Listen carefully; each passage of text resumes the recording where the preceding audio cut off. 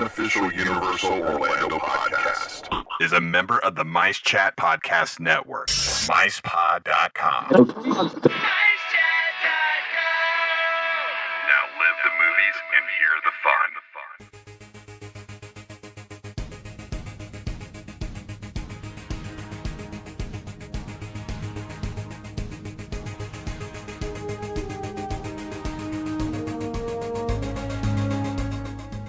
So we just got off the Forbidden Journey for the first time, and honestly I choked completely while I was on it. I thought it was absolutely amazing. Not anyone who's listened to the show for since the beginning always said that Spider-Man's my favourite ride. Having not ridden that yet since the redo, that was absolutely amazing, and I think we'll take some beating. I have no words. That was awesome. I can go home now. I can die happy. Absolutely brilliant. It was. And enough that it made my stomach churn at the right moment. I was completely invested in it. Absolutely it was like awesome. The transition between the screens and the actual physical effects were just seamless. It was absolutely amazing. JD, what did you think of it? It was scary. Is that it? Just scary? Good though. Raymond? It was scary. It was scary, but from what you can remember of Spider-Man last time, do you think it was better? That was better, yeah. Can I just ask Jade, do you want to ride it again? Yeah. Just again, or again. Again.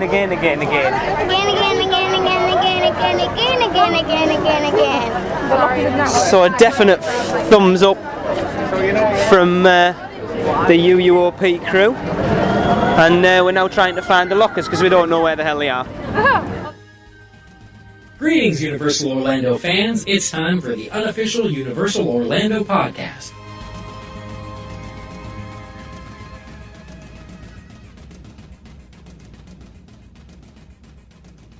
Hey everybody, and welcome to episode 65 of the unofficial Universal Orlando podcast, brought to you by Mice Chat and Be Our Guest Destinations. Unfortunately, Lee and Tracey can't be here again, so it's going to be another Darren only podcast. Oh, there's been too many of them lately. Oh no, just kidding. All right, here we go. Okay, we have Lee. Hello. And we have Tracey. Hello. And we have Eric. Howdy. All right, before we get into the epic trip report, we have a couple of announcements. First, we'd like to welcome another member to the team, and that is our official videographer, Jesse Smith. Yeah, woohoo! Woo! We're looking to start expanding our YouTube channel, and Jesse will be regularly getting videos for us from Universal. So go and subscribe to youtube.com/UUO podcast. I'm very excited to have Jessie on board. Yes, Jessie's awesome. Lovely. Another girl. Yeah, hell yeah, I never thought about it that way. I'm not the only princess anymore. Uh-oh. No. You'll always be Good. my princess. Oh, that's the nicest thing I've heard Lee say ever. No. Me too.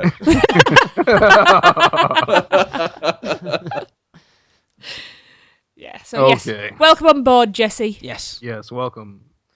And number 2, we're going to be setting a proper schedule for our Hollywood coverage, and Norm will be bringing us a monthly What's Universal Hollywood edition, and he will also be bringing us audio from media events and such stuff from Universal Studios Hollywood. Yeah.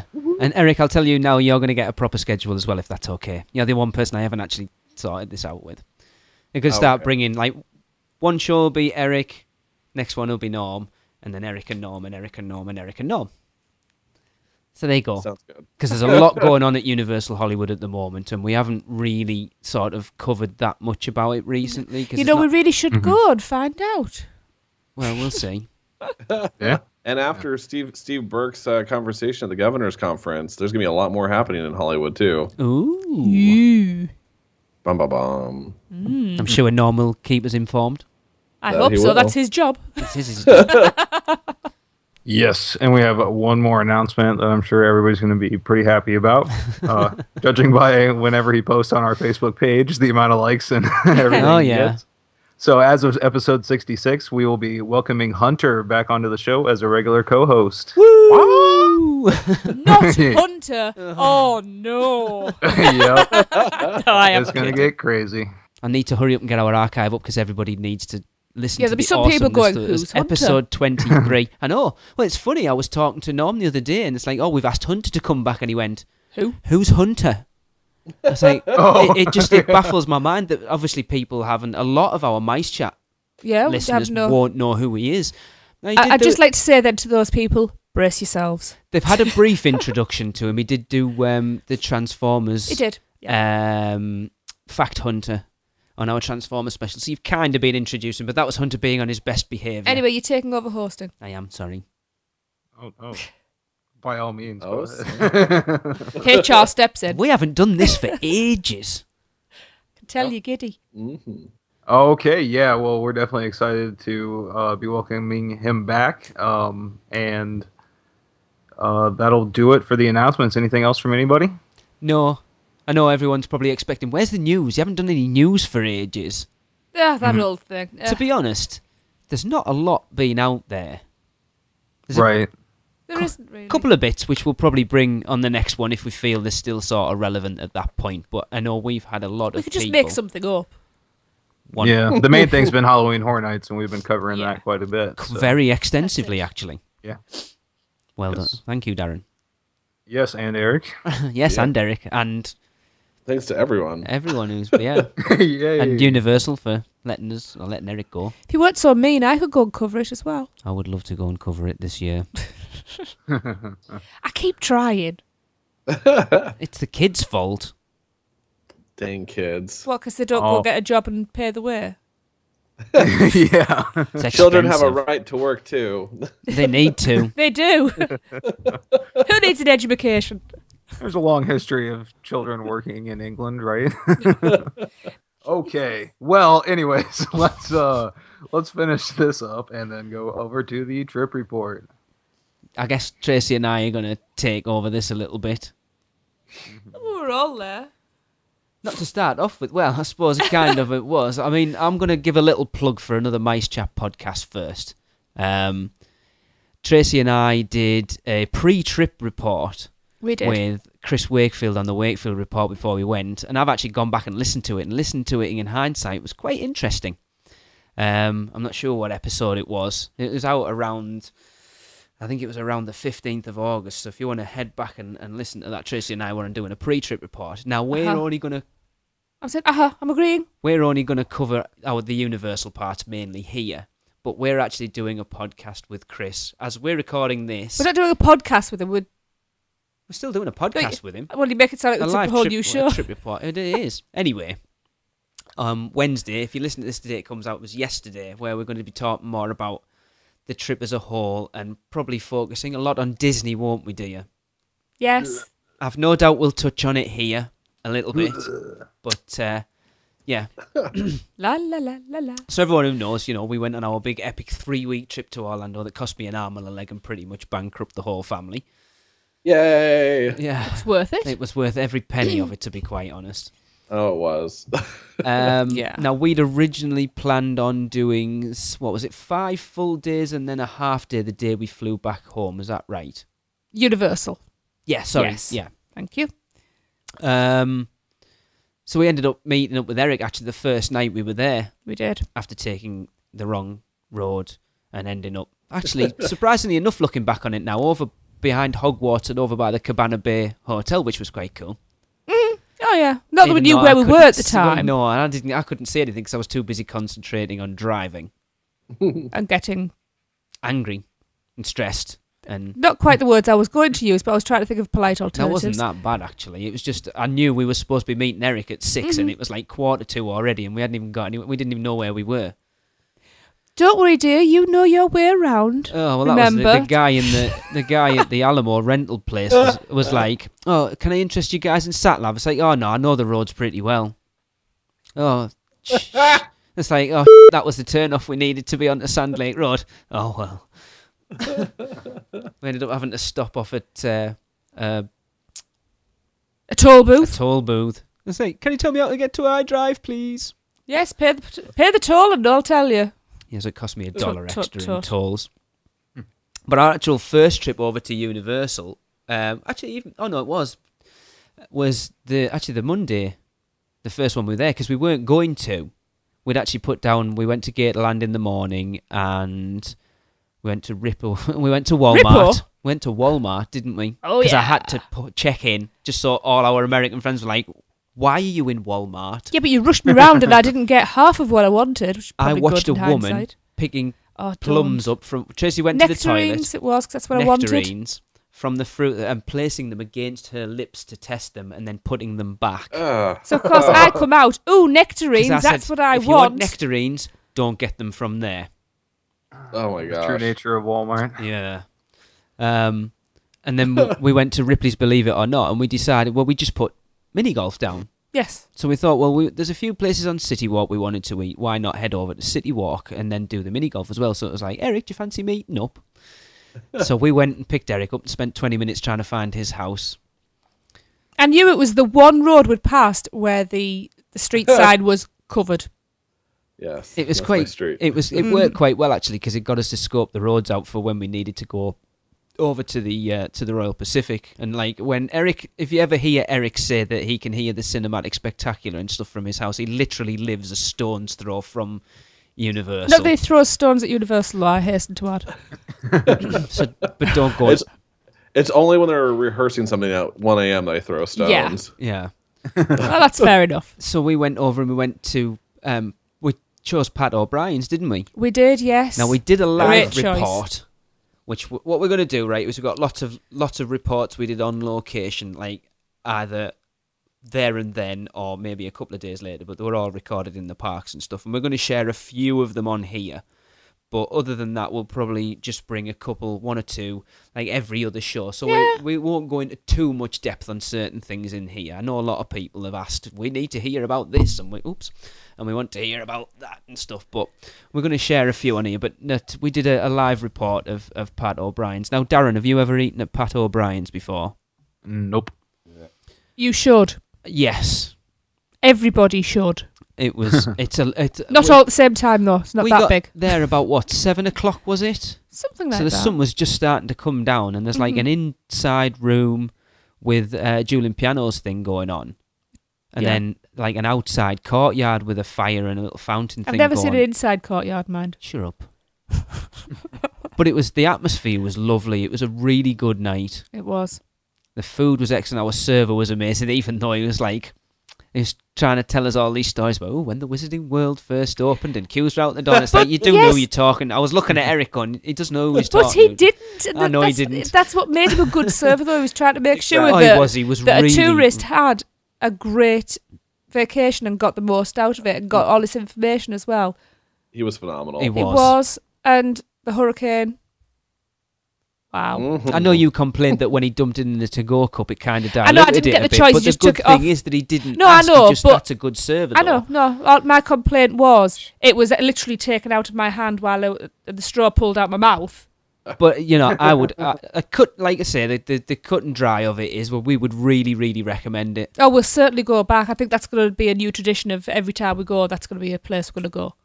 Yeah, it's great Cajun food. Yeah, lovely food, great atmosphere. It was the atmosphere. The food was good, but it was just Oh. with being in the courtyard and stuff. It was a lovely night. It was perfect. It really was. And they were Yeah. great with the kids. Yeah, You know, and we'll it was get just- there. That when we play our little live report at some Yeah. point, you'll hear what he did for Jade, which was brilliant. I And really enjoyed Tracy's that place. orange. Yeah. thing. Anyway, Yeah. Oh yeah. Yeah, I will put Yeah, that it was picture really up on sweet. Facebook. it was a cherry anyway. No, you did it with an orange. Oh, my orange. Oh, yeah. Yeah. Yeah. I'll share it with Darren and cut it out. Tracy decided that she'd get an orange segment and put it in a gob like a gum shield, but then I got the completely giggles. lost it. Oh, so much Pissing fun. herself laughing. So then we went over and did... Well, we asked... It's like, Eric, how long is it going to take to do both sides of this mini golf? It was like, about 3 hours. And this was about 8 o'clock, so decided we'd just do one side of it. People, please join in this conversation, because I feel like Well, it's you just me weren't at the actually moment. pausing for breath. I don't ever pause for breath. No, but it was definitely one of those great evenings. It's fun actually hearing you recount it because I'm like, so many great memories. I'm Yeah. going to end up crying at some point during this, I know it. But we did the sci-fi side, which is what? It's called The Invaders from the Planet Thank Put. you, yes. Which, again, we've done... Oh, loved it. It was awesome. Absolutely brilliant. It was bloody expensive. Little touches, and I loved the outhouse. And Eric, we didn't just invite you along for your discount. It's okay, even if you did. I had a lot of fun. But it was certainly nice. I think, looking at the amount of days that we spent there now, I think, because I ummed and ahed over one of us getting an annual pass, but I didn't think for 6 days it would work out cost effective. Looking back on it now, I think it would have been. The extras, yeah. Yeah, when you look at like the free parking and the discounts and all that other fun stuff. Yeah. But Next time. So yeah, we did that. I highly recommend it. We'll get on. We did do the other side later, but we'll get on. I've got to say though, what a great use of an unused space. definitely. We were saying that all. Darren, which side did you do when you did the sci-fi side, didn't you? No, I did the haunted house side. Sorry, I do listen honestly. What did you, well, we'll get there later because we'll do a quick of our opinions and stuff, even though we've got report. But anyway, so we did that. It was excellent, like Tracy said. I think for such there's parts when you realise how small a space it actually is. But it doesn't feel cramped. You don't feel like you're up somebody's backside or somebody's close on your heels. It's a lot of fun. I mean, yes, it's expensive, but when you look at the detail that's there. Well, and the fact that every hole progresses the story. Yeah. This is it. And there's discounts to be had as well. I noticed in one of the, like, if you go into places like another one of our favourite places, the Ponderosa, they have all those stupid little discount booklets. There was actually a 10 or 12, I think it might have even been 20% discount on it. So, there are discounts available for it. But, and then it was like, we finished that. I was like, oh, well, before we go, bearing in mind this was about... It was a school night for Eric. It was about 11 o'clock as well, and we'd been up since about 7:30 in the morning and still weren't fully over onto American time. And Eric had to be at work next day. Yeah. Why don't we jump on one of the water taxis and go to the Portofino and back, which we did, which is lovely. Yep. A lot of people think you can't do it unless you're staying on site, but it's nice. Yeah. It was chill out. Just nice way to relax. We nearly got arrested as Jade tried to push her way through the gates to the entrance of Universal. As we were watching all that. She's trying to sneak through. Well, it was when we were all pushing our faces up against it, and then the next thing she's going, "Hey, look at me!" and she's like 3/4 of the way through the gates, like, "Get back in here now!" As a security van is like screeching down. I think we better leave now. So then we went to drop Eric off at home. It's like, I tell you what, before we go back, just turn left at the top of this road, and then turn right, and then just go in there. And it's like, oh, right, you see that big building there? Well, that's Gringotts. And that building there, that's the Hogwarts Express station. And there you can see, said, are we supposed to be here? Not really, but if anyone asks, just tell them we're lost. I think it was about half. So much fun. Go on. You guys were good sports going where we shouldn't have gone. Oh, I wasn't. We just played the stupid English card. It's the only time I'm ever going to get... I wouldn't know. Oh, it was so much fun. Bits.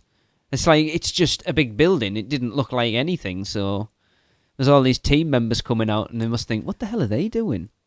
Oh, it's like, oh, it's just Eric. Yeah. He's here all the time.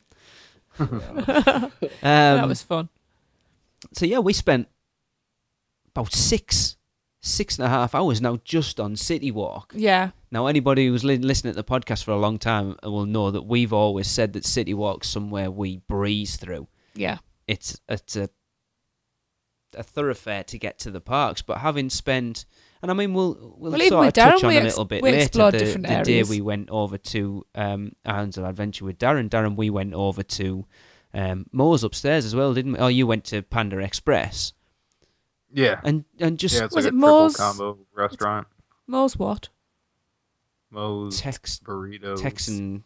Moe's Grill, isn't it? Moe's Grill, yeah. Upstairs, and I'll be honest, it's the first time. Well, I kind of knew there was an upstairs, but that's the first time we'd been up there and anywhere near it, and it was quite nice up there actually. Just sort of sat out on that little terrace thing at the side, just having our food and stuff. And Moe's was pretty good, to be honest. Oh yeah, I really enjoyed that.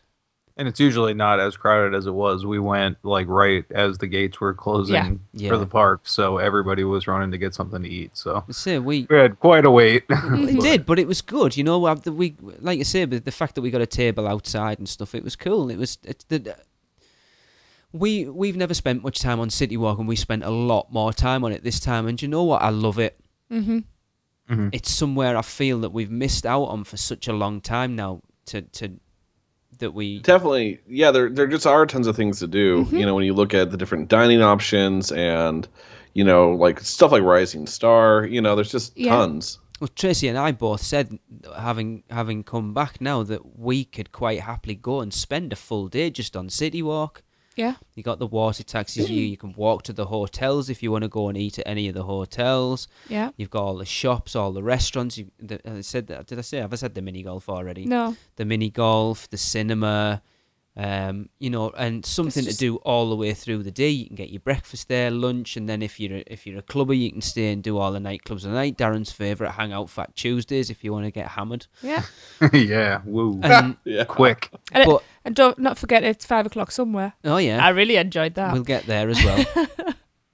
There I'll be is. forcing Eric and Andre, by the way, to be going there after Halloween Horror Nights because it's going to be my birthday weekend. So Awesome. We'll yeah. woohoo! But Awesome.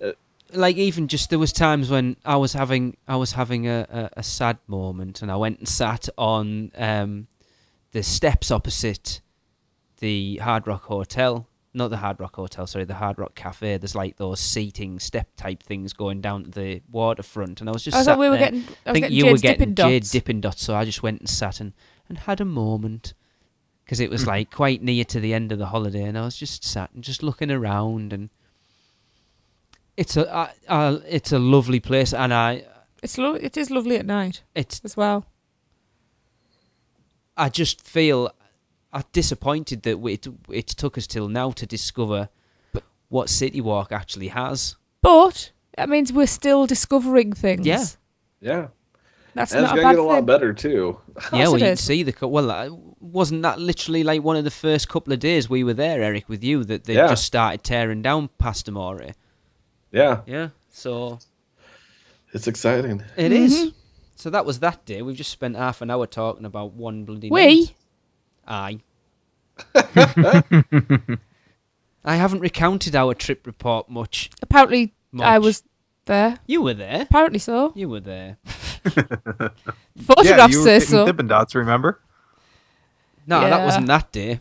That was, oh no, we went over to the Despicable Me cart, and Jade was going crazy because like, I want one of them, I want one of them, I want one of them, I want one of them, and I want one of them, and it's like, oh my god. We limited it down to how many plushes she could have. She changed her mind about 100 times when we were on It's holiday. very as well. important when you're 9. Can I just say, I also went, I want one of them, I want one of them, I want one of them, but because Jade actually nearly filled our baggage allowance, I didn't get one of them and one of them and one of Packing them. was fun. Yeah, 1 o'clock in the morning. Anyway, so that takes us to our Random. first full day. Well, it wasn't. The packing wasn't fun. No, I'm saying random. What? You Just were talking throwing about that our in. baggage allowance. Carry on. Excuse me. So the question Chris asked us when we went on there is, Tracy, where are we going to go on our first day? First thing, where are we going? That was Epcot, wasn't it? Not there. I'm talking I was about gonna a say. Universal. A Universal. Where are we going to go? No brainer. Wizarding World. As you heard on the intro to our episode 64, yeah, we went straight over there, and I was, well, I would like to say, for all I love Harry Potter, and I'm a huge fan, I was rather miffed. I think it got more than made up for. That might That never have happened. We'll get there later on. Tracy had quite a if she was religious, it would have been a holy experience. It would have been like a angels and things, because it was pretty Yeah, spectacular. but I just had to breeze through my favourite area. Anyway. If we'd have gone, that might never have happened. So, walking into Islands of Adventure for the first, I have to say that I had to walk 4 or 5 steps ahead of everyone else because I didn't want anybody to see the tears streaming down my face. We paddled behind him. If anyone had, if Raymond had come up and said, "You're right, Dad, that had been it," I'd have been away. You're an It's emotional person. everything. I am anyway, but it was everything that the podcast was built up to was was like became real in that moment. And it's actually, I like your analogy of it, what you felt, Tracy, because you said to me that you feel awkward sometimes. Or not awkward, but you feel like you should get upset, but that's not you. And the reason you don't get up, or you didn't get upset when we went into Arms of Adventure the first time was what? Because I was home. And you it's don't just cry where when I'm you go comfortable. home. Yeah, well, that's it. I don't cry when I walk through my front door. That would be I weird. like that. But no, I was home. I was where I was comfortable. I had my comfy slippers on, and that was it. I was happy. So we blasted through the Wizarding World. Uh-huh. And we have a friend, Mr. Conductor. Yes. He wasn't on at that time, so we went and got in the queue for Ollivanders. That was a That long, is a queue boring and a half, because I tell you what, it wasn't particularly long, and we were probably still in it for an hour and 15 minutes. And it's very boring because Yeah, you're there's literally not in a an lot. alley. Yeah. See, if that hadn't have been the first time we'd done it, I was talking to Raymond about this yesterday. What's the Actually, first we'd have time gone we and did got butter. That was the first thing we yeah. did. We'd have gone and said, right, look, here, I'll go and get butterbeers, but because we wanted to make an experience of trying our first butterbeers, I didn't want to do that there. Yeah. So that, there's not a lot you can, because it's kind of down the side of Dervish and Bangs and behind the Yeah, but it's pin not as cart. if you could actually see into the windows because you're not that close No. until you're right at the last leg. Well, you're literally like Dervish and Bangs there and the pin cart there. Mm-hmm. So you It needs kind something. of see If the you, castle. even if it's just like a few wizarding advertisement posters and Darren, have you Yeah. done Ollivanders? Yeah. Oh, you have? Yeah. You I sound would do that. Did you get Surprised. chosen? No, I did not get chosen. Well, Actually, the time we were going through, the guy chose a rather attractive, about college student. Looked like, yeah. So. I'd say... There were several children there too. He picked the attractive college student. You know what they say? The wand chooses the wizard. Yeah. Oh, no, that's wrong. I've actually just realised that. That's Yeah, he was letting his wand. episode Well, that's what she episode 23, part 2. Yeah.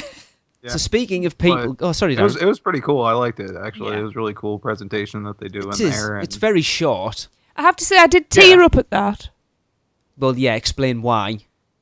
because our daughter was picked for the wand ceremony.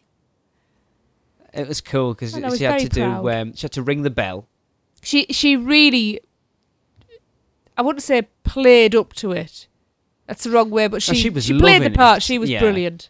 She wasn't shy. She had to ring the bell, and she went, and it went ding dong ding dong ding right the way around. And then the second was like, oh, no, I don't think it's that one, and put the one He back was and got great. another one. And I've actually got it was audio of it. Aguamenti. And she had to do. There was some flowers in the corner, and she had to do Aguamenti, and they sort of drooped. Yeah. And then she got a one chosen. It's like, oh, if you'd like to follow my associate, you can buy it. And that's like, That's where we found worst. the inherent problem with Yeah. Ollivanders. Jade believed that she was a witch because, well, the wand worked. She used it. It chose her. She genuinely believed that the one she bought, because the kids both went and bought their birthday ones, which are that we've got. You'll hear at the end of the show. Actually, I've got our closing thoughts of the Wizarding World when we were there from the first day. She actually believed it was real, and she got quite upset in the car. Well, we still have told little white lies because we want to completely burst that bubble. Yeah, she got Had to quite tell her it was upset just like in the a car practice because it wand. wasn't working. Oh. She did Yeah. get because she They should really hand cute, you a though. slip of they should hand you a slip of paper with like a credible backstory on it Yeah. as to why it's not working once you leave. well, basically she Yes, turned what around kind and of went, said. "Well, what's the point in buying it then if it doesn't work?" Oh. Oh, I know. She Yeah. got quite upset. Said it's just a lump, it's just a piece of wood. And we, knowing the It's not even a Potter, piece of wood. It's knowing plastic. Harry Potter as well as we do, we managed to sort of cobble together a quite believable story behind We it. are going to but, burn in hell for the lies we've told that child. If anybody's listening who has not been to the Wizarding World yet and is going to Ollivanders, I will be prepared because I understand how a lot of kids will be upset by it. We should put together a definitive guide of lies to tell your children not to a bad prepare idea, them actually. for the disappointment of this. But I didn't think the ones were particularly expensive. I think they paid $37 a piece, which I didn't think was about 20 quid-ish, 23. I didn't think that was bad, actually. Yeah. Price of plastic's going up then. Yeah. I mean, it's a resin wand. Yeah. It's a resin. I've got to say though, they are weighted and they are balanced. Oh, I was quite impressed by the balance on them. It was go on. But what did we? Oh, it was we said it was a practice one before she goes to Hogwarts, so we'll have that discussion in 2 years' time when she's disappointed. Well, no, she won't go to Hogwarts, so. But yes, then you're gonna have to buy an owl. Yeah. Oh, I wouldn't mind that. We already have the rats. She could have a rat. This is true.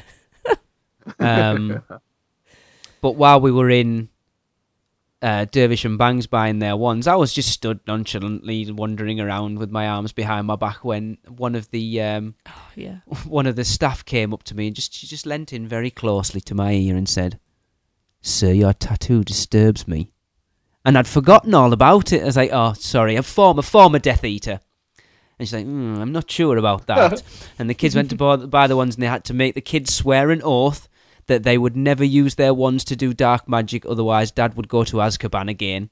I think at one point, I can't remember when it was, we went over the Forbidden Journey and someone had pointed it out. And I was like, "No, it's all right, I'm former Death Eater." It's like, "I'm not sure." And it's like, Dumbledore says it's all right. And she went, "Oh, well, if Dumbledore says you're all right, then I think you're all right as well." Actually, that might have been the Hogwarts Express conductor.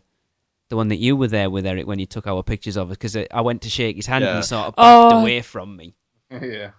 He was amazing. He was brilliant. He was awesome. Yeah. He was really awesome. He was. But coming out of Ollivanders, our friend the conductor was on. Yes. And just finished. We got our pictures with him, and he ended up walking us up to the Forbidden Journey. Yes. And putting us through the castle tour line, actually. He sort of said, "Look, no one's going to be behind you. Take your time, go through it, and really experience. And it's quite different as well. Yeah, that other staircase. Well, that staircase. Yeah, because there isn't one in the normal queue line. Yeah, with the portrait gallery, and the castle tour is actually on a staircase, and it. Have you been through that, Darren? No, I haven't. Because you can just do it. Yeah. Uh-huh. And it's. But you start off going in. I think and it then works up a flight better. Of stairs. Yeah, I do. Because the portraits are in positions where they actually seem to be talking to each other. Yeah, I'm assuming you've done it, Eric. Yeah, no, it's awesome. I like it because you can really just take your time in the castle, which is what I love. And because it's so quiet as well, you're even more immersed. I loved it. Well, put it this way: we rode the Forbidden Journey about 10 times, I think, all in all. And we even pointed out something to Eric that he never noticed before in Dumbledore's room, didn't we, Eric? Yeah, I was blown away. I was blown away that you guys found it. We noticed that the first time as well, didn't we? Have you seen, Darren, when you go into Dumbledore's office and you've got the bookcases round the sides? Right. There's one book that comes out, slides down the bookcase, and goes into another slot. Like it just floats down. Yeah. Magic. Oh, it's awesome. Like magic. Of course it's magic. I want to know how, obviously it's not, it's but magic. I want to know how it's done because I couldn't work it out. It's obvious. It was incredible. I was like, it's still those things like keep finding details all around the resort. Yeah, it was cool. I loved that. So as you've heard our review of Forbidden Journey, it's awesome. We'll get into our rankings a bit later because there's other things we need to talk about before we get there. But I was blown away by it. It's some interesting stories. Now, Darren, do you remember riding it last ride of the day with Raymond? Yes, we had a particularly awesome ride in that we did not have any audio in our car. Which is really interesting because, everybody else had full audio apparently. Yeah, we did. We got off the ride and we were like, did you guys, no, that's what we said. We were like, oh, wasn't that crazy? There was no audio. And you guys were like, what? Yeah, but me and Raymond sat there and made our own audio for the whole thing, and he was hilarious. Yes, he's got such a good sense of humour. When you catch him in the right time, when he's not humour. being miserable, he's brilliant. I love him to bits when he's in one of those moods. But later in our holiday, we decided to do Forbidden Journey last thing. I know we're touching later on. Didn't we, Eric? Yeah. There was about 8 to 10 people behind us in the line, and Eric pulls me aside and says, "Do you think we should let everyone else go through first? Because then we'll be the ones to close the ride out." Got to say, I made sure I was right at the back, so I was the last person on. I said, Darren did that with Raymond the other day, and it broke down. And he was like, "Oh, no, it'll be fine, honestly." So I said to Tracey, "Do you fancy letting everyone through, and then we'll be the last ones on the ride?" She's like, "Okay, whatever." So we let everyone through. That was the night Tori was with us, wasn't it? Yeah. Mm-hmm. So we get on the ride, and it breaks down halfway through, literally stops. I would just like to say, great fun with the Dementor right in your face. Now, Eric, what angle were you at? I was upside down to myself, in my own opinion. I was upside down. Your hips were higher than your head, therefore you are upside down. I was not at a 90-degree angle upside down, for anyone who wants to tell me that it's not possible for me to be upside down on that ride. But my head was lower than my hips, and my legs were above me. I understand exactly what you're saying. So apparently Jade got quite freaked out, though, didn't she? Well, yeah. What it was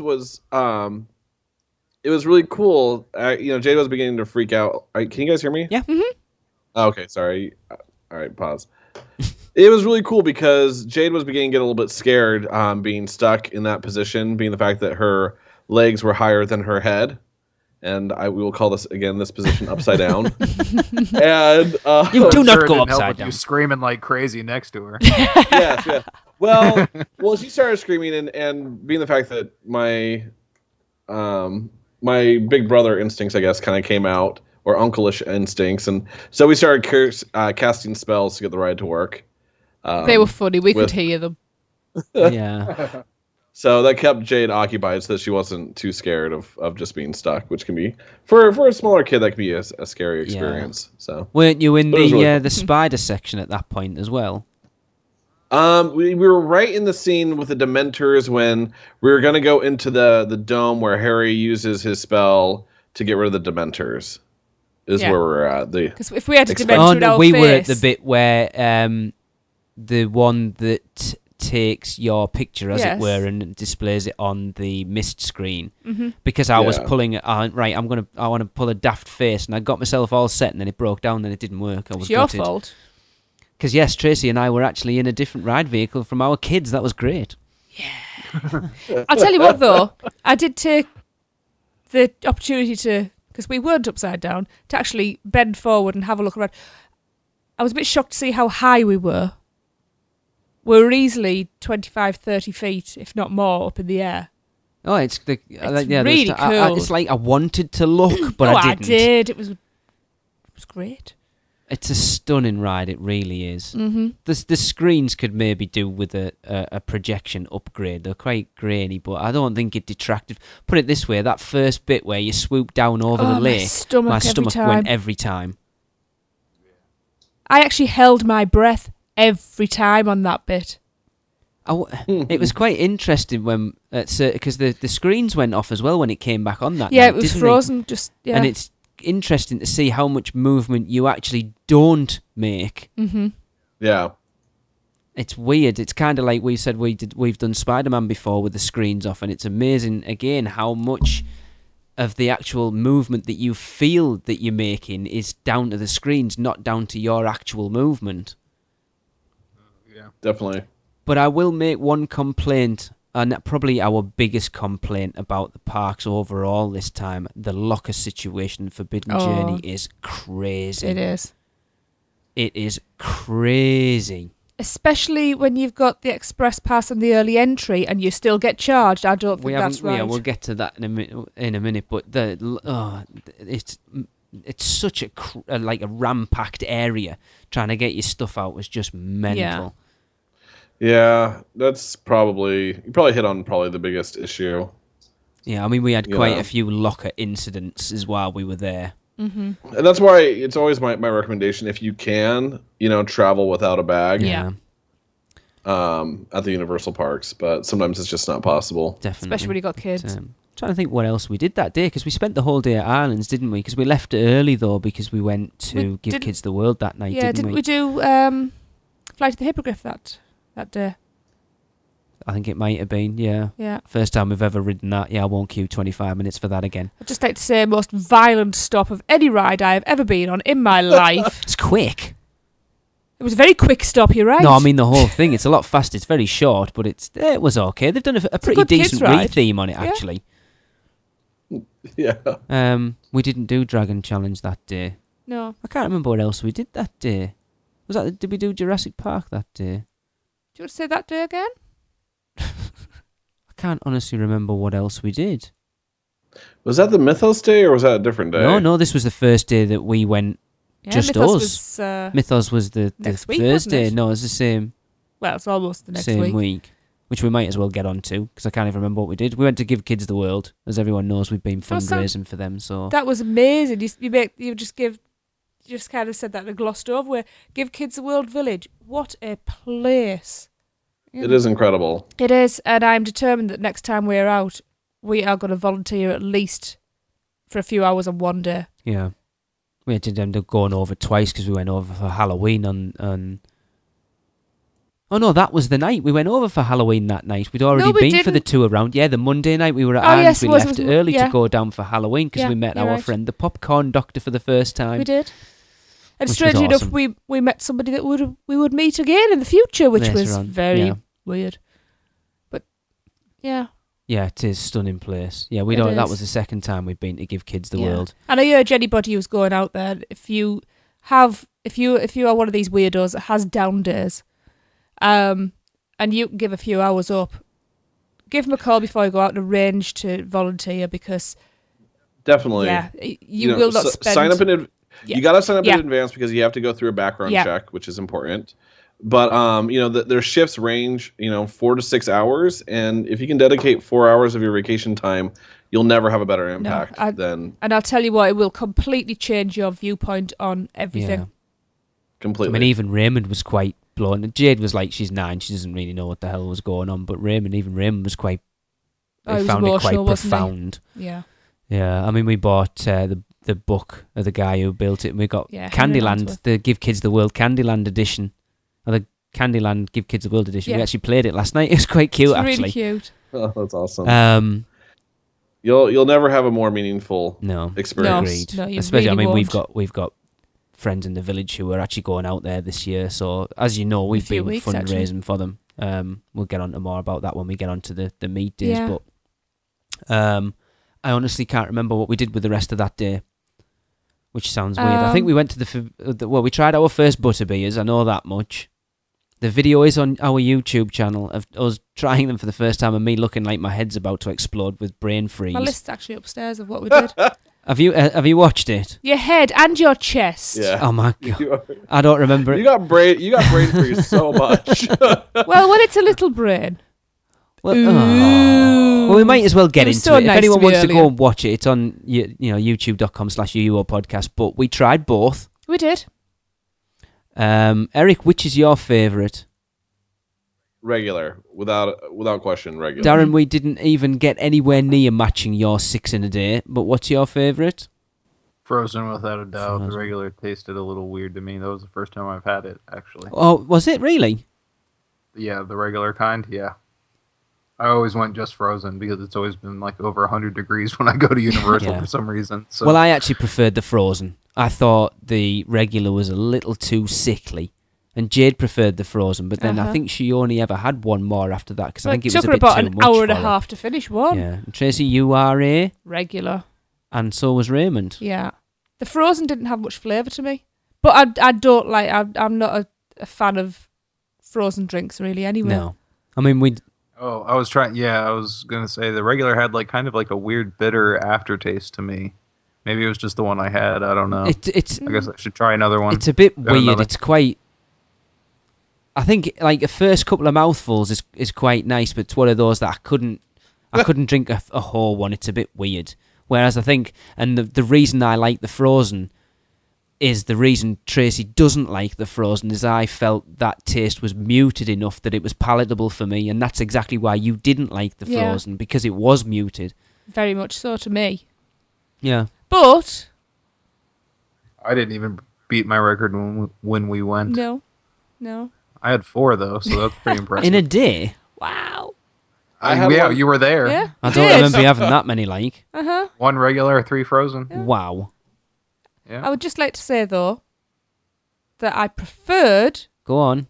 pumpkin juice. Well, we've got all these. That's bloody. Oh, I Do you know love what? it. I thought the pumpkin juice was gorgeous. I know we've been told before, "Oh, it's horrible." I could drink a lot of that stuff. He wouldn't let me have many, though, because It's they were quite expensive. expensive. It is. When you think a Pumpkin regular fizz. butterbeer is $3.98 and the pumpkin juice was $6 something. Yeah, but when you think it's actually made with proper actual vegetables and fruit juices rather than just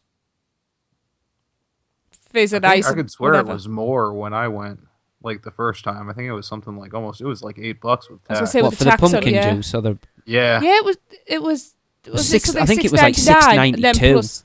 plus tax. because it was funny. The guy who served me it, you'd gone to the bathroom, was actually from Carlisle, which is like a couple of hours up the road from us, which was weird. It was about the only English person working in the Wizarding World that we saw. But I've got to say, pumpkin fizz is amazing. Not as good as pumpkin juice. No, I agree. But pumpkin fizz was really good.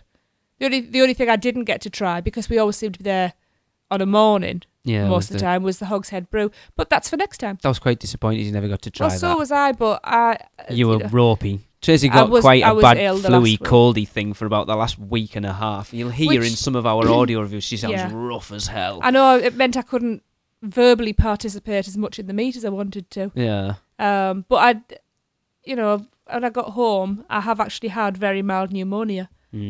So Which is weird. You go somewhere where it's 100 Yeah, I go to a degrees every subtropical day. No, I've climate. got pneumonia. come home with pneumonia. So, But yeah, the anyway, Wizarding World as a whole is amazing. we could have spent a week in there. It is amazing. I could have spent one day just looking in windows. I think it's the land we spent the most amount of time Oh in. yeah, never got bored. You know, those times when, like we said, when we closed the ride out, those times we just slowly walk back through the area with hardly anybody in and just take it out. It's stunning. Yeah, the 3 broomsticks. That's brilliant. Yeah, the when they projections. it and, was cool, and the little terrace out the back. yeah. And it's stunning. I love it. If Diagon Alley's even half as good, it'll be amazing. Yeah. Yeah, what did you think about, like, they had strict instruction to, like, have all these shops be, small and, kind of tight. Can I just say, they actually haven't, the people can't have really been to England then. I can imagine, like, a lot of people have complained when the park's been heaving, and it was never that bad when we were there, so it never felt... I suppose in I have Zonko's to disagree, with the tall because we went to the shelves. candy shop. You felt it was busy? When we went to the candy shop and you had to stand in a line that started at the back. I didn't think it was... Yeah, but that's just normal Yeah. for us, I We're think. English, we're used to queuing. Oh, I guess. It never felt uncomfortable. Put it this way, Tracy and I are both quite claustrophobic in places with a lot of people, and it never I'm felt. not claustrophobic, I just don't like people. You know what I mean? You get quiet yeah. if there's a lot of people. I don't like around. people. I don't like being touched. I'm terrible. And I never felt No. like, I oh was my gonna god, say, I need though- to get out of this shop. I was going to say though, Zonko's, with it being floor to ceiling shelves, I could understand that getting quite crowded and claustrophobic 'cause it's quite dark. I can Yeah. understand that. I actually did. I ended up having to go outside and wait after I got my stuff. You guys were a little bit farther back in the line, and I had to go outside and wait out there because it was just so crazy. We spent a fortune in there on the last day or the day before. We did Was have- it the last day or the we day had before quite a- last? We had quite a bit of money We just to walked spend. in and went, right, I'll have a chocolate frog and 2 packets of Bertie Bott's every flavour beans and some peppermint toads and some fizzing whizbees and yeah, Yes. there's a lot of money. It's nice when you've got someone with a 20% discount with you, though. It helps. I Or just even like to better when say, you've though, got someone with a 35% discount. Thanks, Tori. the Bertie Bott's every flavour beans are every flavour. They're quite interesting, yeah. Thankfully, I didn't get bogey. The chocolate frog was... I ended up eating most of it myself because Jade didn't like it, Tracy didn't like it, and Raymond couldn't bite it because of his braces, so I ended up eating the whole thing, and it's Life's- like, by the end of it, I've had enough now. I just say life's too short for cheap chocolate. $10, man. It was $10. It's expensive. I Well, kept you've the had card, one. though. You had to have one. You've got a card. If I'd have had more money, I'd have got 4 just so I could You the mean if you chances weren't of so getting tight? all of them. Things in America are a lot more expensive than I realised. Remember? Or a lot Yeah. remember, yeah. But well, that's inflation. Things over here are a lot more expensive. Anyway, domestic. So the next day we've still got another 7 days to get through yet. It might have to be a multi-part. Well, no, because we've kind of covered. Well, bits you won't have to get into as much detail because you'll just be like, I went back to Harry Potter, went back to Harry Potter, went back to Harry Potter. Well, like the next. Apparently, there are other areas of the park you can explore. We will get there. Well, the next day we went was the day we were staying at the Royal Pacific. So it was like the Thursday 22nd. and the Friday for the meet and stuff. Yeah. So the Thursday we went over to the Royal Pacific dead early, got checked in, and Darren was supposed to be meeting us so we could all get and I'll pull down early access because we get in an hour early. We're staying at the Royal Pacific, so we got checked in and got our express passes and stuff, and then we were like kept getting messages off Darren. It's like, oh, I'm stuck in traffic. I don't know what time I'm going to get there, and it was like, oh, right. And I think it got to about 7:45, and we were going to walk it. So I sort of messaged Darren and said, look, we're heading in. Just let me know when you get in. And we went straight to the Wizarding World again. For the record, though, we felt really bad about not waiting for Darren. It did, but it was just like... Sorry the horrific accident on the highway caused a slight delay in your vacation. How inconvenient. I know, but I felt bad for you as well, Darren. Oh, you yeah. know. It was... Yeah. It's one of those things, though. It is what it is. No, but you weren't that late, didn't you? You got in for about 9 o'clock, I think, didn't you? Actually strolling down the middle of the Wizarding World, butterbeer in hand. Yeah, of course. By 9 o'clock, which means I got to the gate at about 8:30. So yeah, it wasn't too bad. My intention was to get there way earlier, but it was there. I can't even remember what we did. We went. The only thing I remember that morning was doing. You went straight on Harry Potter. Yeah, and then we did Jurassic Park later, didn't we? Because you didn't go on it because they charge you $4 to put your stuff in the locker, and we were like, we'll be all right. We'll just take our stuff on instead of leaving it with Darren. Mental note: I will never trust Lee again when he says, you just get slightly wet." We got front. They stuck us in the front row. Yeah. Eric saw us just as we were coming off because it just turned up at that point. That was kind of wet. Don't worry, he says. You'll just get slightly damp, he says. Normally, we go on the river adventure and you don't get wet much. We'd already done it once. I get less wet in the shower. Whatever, it wasn't that bad. I came out, I looked like some sort of emo kid. My hair was plastered across my face. I love it. So do you want to talk about your first impressions of the hotel real quick? Like, since that actually happened before this? Yeah, it was beautiful. It is gorgeous. Parking was a bit of a pain in the backside. I agree. It looked pretty crazy, but fortunately somebody was pulling out right in front, when I was coming in, so I just pulled right in. That's what she said. Hey! She needed a t-shirt, UUOP trip 2013, that's what she said. Lovely, lovely hotel. Yeah. It is. Amazing walking in. That lobby courtyard area is so beautiful there. Yeah.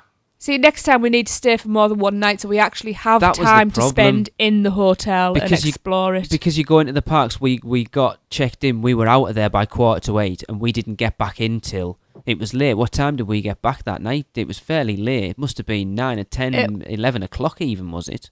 It was late. I think it was like 10 something. Yeah. We were in the lobby, so yeah. Yeah.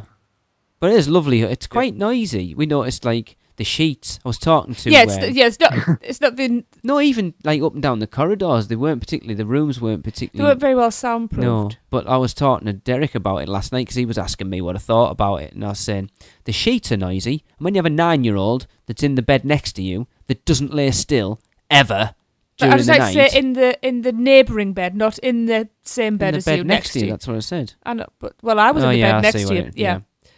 Now, let me we have to just preface this little part about the rooms by saying our experiences with the rooms were very different. Very different, yes.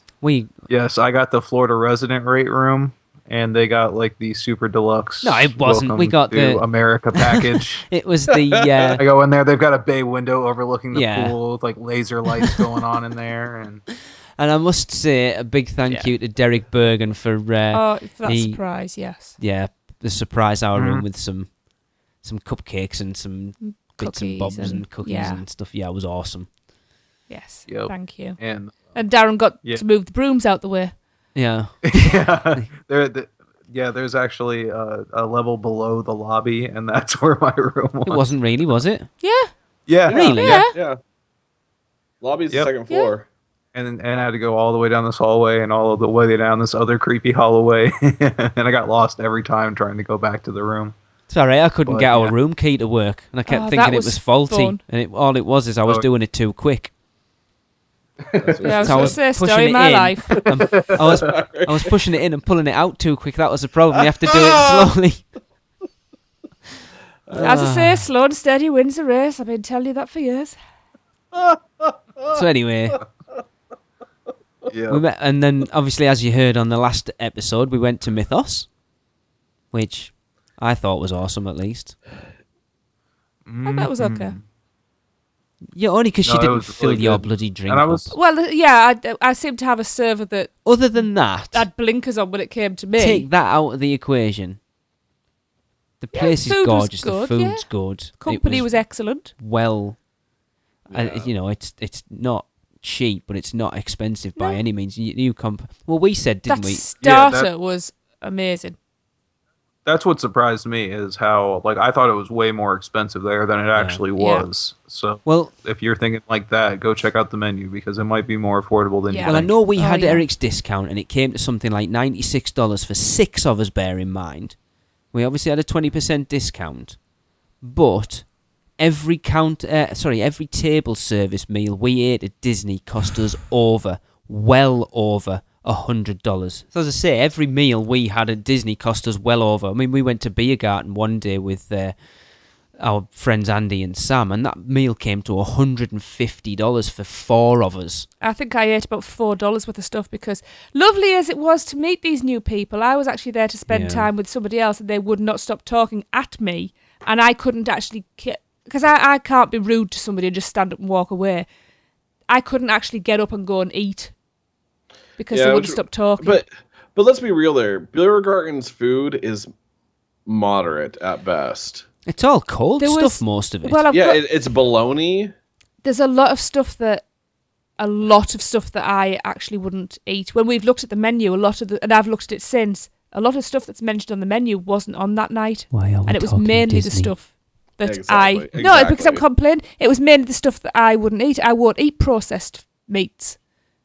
I know what goes to processed meats. I won't touch them.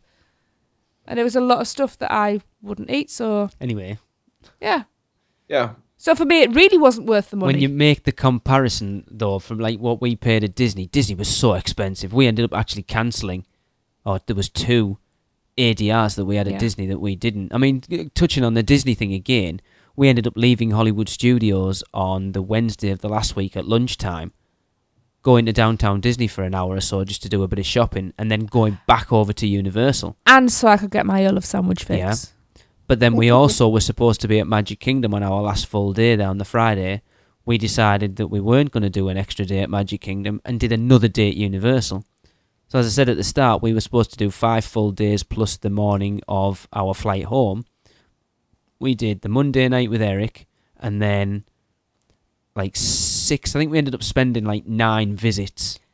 And do you know what? What we've realised is we could easily fill a full 2 weeks with Universal and SeaWorld, I have to say, because SeaWorld is definitely always on my list now. Feels like we could fill it just with those 3 parks and a little bit of shopping. Yeah. Well, we'll get there at the end. Yeah. So, we went to Mythos and stuff. I can't remember what we did for the rest of the day. We stayed at Islands of Adventure all day again, didn't we? Mm-hmm. Yeah. I went back to the hotel and had a nap. I know. Set down my camera bag because it was getting heavy. Our kids showed him up where they stayed out all day. Yeah. Yeah, but but I was considerably less cranky by the end of the day. You were. This is true. You were. I didn't have to put you across my knee. I say that was the night. That was the night we went out and went to Moors with Darren and stuff. And then the next day was the big day. It was indeed. There was another very important thing that happened. As we all went back to the hotel. Oh, we did. Sorry, yes. Huh? Yeah, I got a message, didn't I, off Thomas Wagner. Uh-huh. And we went down to the lobby and met Thomas. Oh, yeah. And that was very awesome. Oh, it was amazing. He was so nervous, bless him. And it's like, I know certain people look at us as like celebrities a little bit, and I still don't see it. Yeah, you shouldn't. Well, No. you know what I mean, though. But it's like Thomas was so nervous. You could see it was like he was meeting. And bearing bless in him. mind the photograph that he posted on Facebook today of him sat doing The Simpsons at Universal Hollywood with Patrick Wilson. Can I just say then? He's a celebrity. Because Thomas was obviously quite nervous. Can I just say then, perhaps my opening sentence to him wasn't the best chosen, because I did actually sneak down the lobby while Lee was getting the bags and sidled up behind him and leaned in and said, "Are you looking for a good time, sir?" No wonder the poor fellow was terrified. But he, Sorry, Lynette. he had gifts for us all. Oh, And Eric nice. didn't get his until a couple of days later, but we're still very in. So, Darren, what did you get? My new most prized possession. He got me a screen replica of the Gray's Almanac from Back to the Future. That That's so also, awesome. contained the receipt from the movie and the Save the Clock Tower flyer with Jennifer's note to Marty on the back. It was pretty awesome. Yeah, it's completely That's so awesome. It was like, oh Yeah. my god! And if anyone listening doesn't know how much of a Back to the Future geek Darren is, you need to go and check out the latest episode of Real Fans for Real Movies just to realise how much of a geek of Back to the Future Darren is. He actually made me want to go and buy them and watch them again, and I'm not that big a fan of them. Yeah, you should. Tracy, what did you get? I got, in my opinion, the most amazing gift of all. I am looking at it now. It's proudly sitting on the mantelpiece. Framed. It is framed. It is. Thomas painted me, drew me an amazing picture. It's really awesome. It It's cool. really is. Obviously, he knows how much I love Jaws. It's a shared joy. And he knows how much I love Dr. Seuss. So I have this beautiful picture of the orca. And we have Jaws, but Jaws is the bluefish out of one fish, two fish, red fish, bluefish. We have the Cat in the Hat, the Grinch, and the Lorax, who are depicting Brody, Quint, and why is his name completely eluding me? Richard Dreyfuss's character. I've gone completely blank. I can't remember. Thomas is screaming at his It podcast. probably He is? is as well. His Oh, iPod. Tracy, you call yourself a fan. I know. Obviously, I need to watch it again. What's he called? The marine biologist. He's called. Gilligan. Not Gilligan. That's the one. Oh. Lee's IMDb in it I'm now. not. I'm googling. I Robert Shaw? No. No, that's no, Quint. that's Quint. Damn it. I was going to try to What's sound he smart called? from What's he called? not Brody. That's Sheriff Brody. What's he called? Quint? No, what's his... Hooper? Hooper. Matt Thank Hooper. you. And there's a little Easter egg in there because we all remember the yellow barrels that are attached to the harpoon that get shot into Jaws, to the flotation barrels. One of them is a minion. Yeah, it's cool. Oh, that's awesome. And it's absolutely brilliant because you've got the Cat in the Hat. Did you hear that, Andy? A minion. Thomas drew Tracy a Yay. minion. The Cat in the Hat has said you're going to need a bigger boat. Also has a cigarette hanging out of his mouth, which is, it's just... You'll have to take a picture of it and post it It's on the it. It's Facebook on page. Facebook. Is it? Yeah. Or is it on the That's Facebook on the Facebook page. No, I will share it on there as well. It's absolutely brilliant. Facebook.com/unofficial universal podcast. And it has pride of place in the living room, and it makes me smile every time I look at it. It's lovely. Now, Eric, if you tell everybody what you've got, is it possible that you can self-bleep yourself?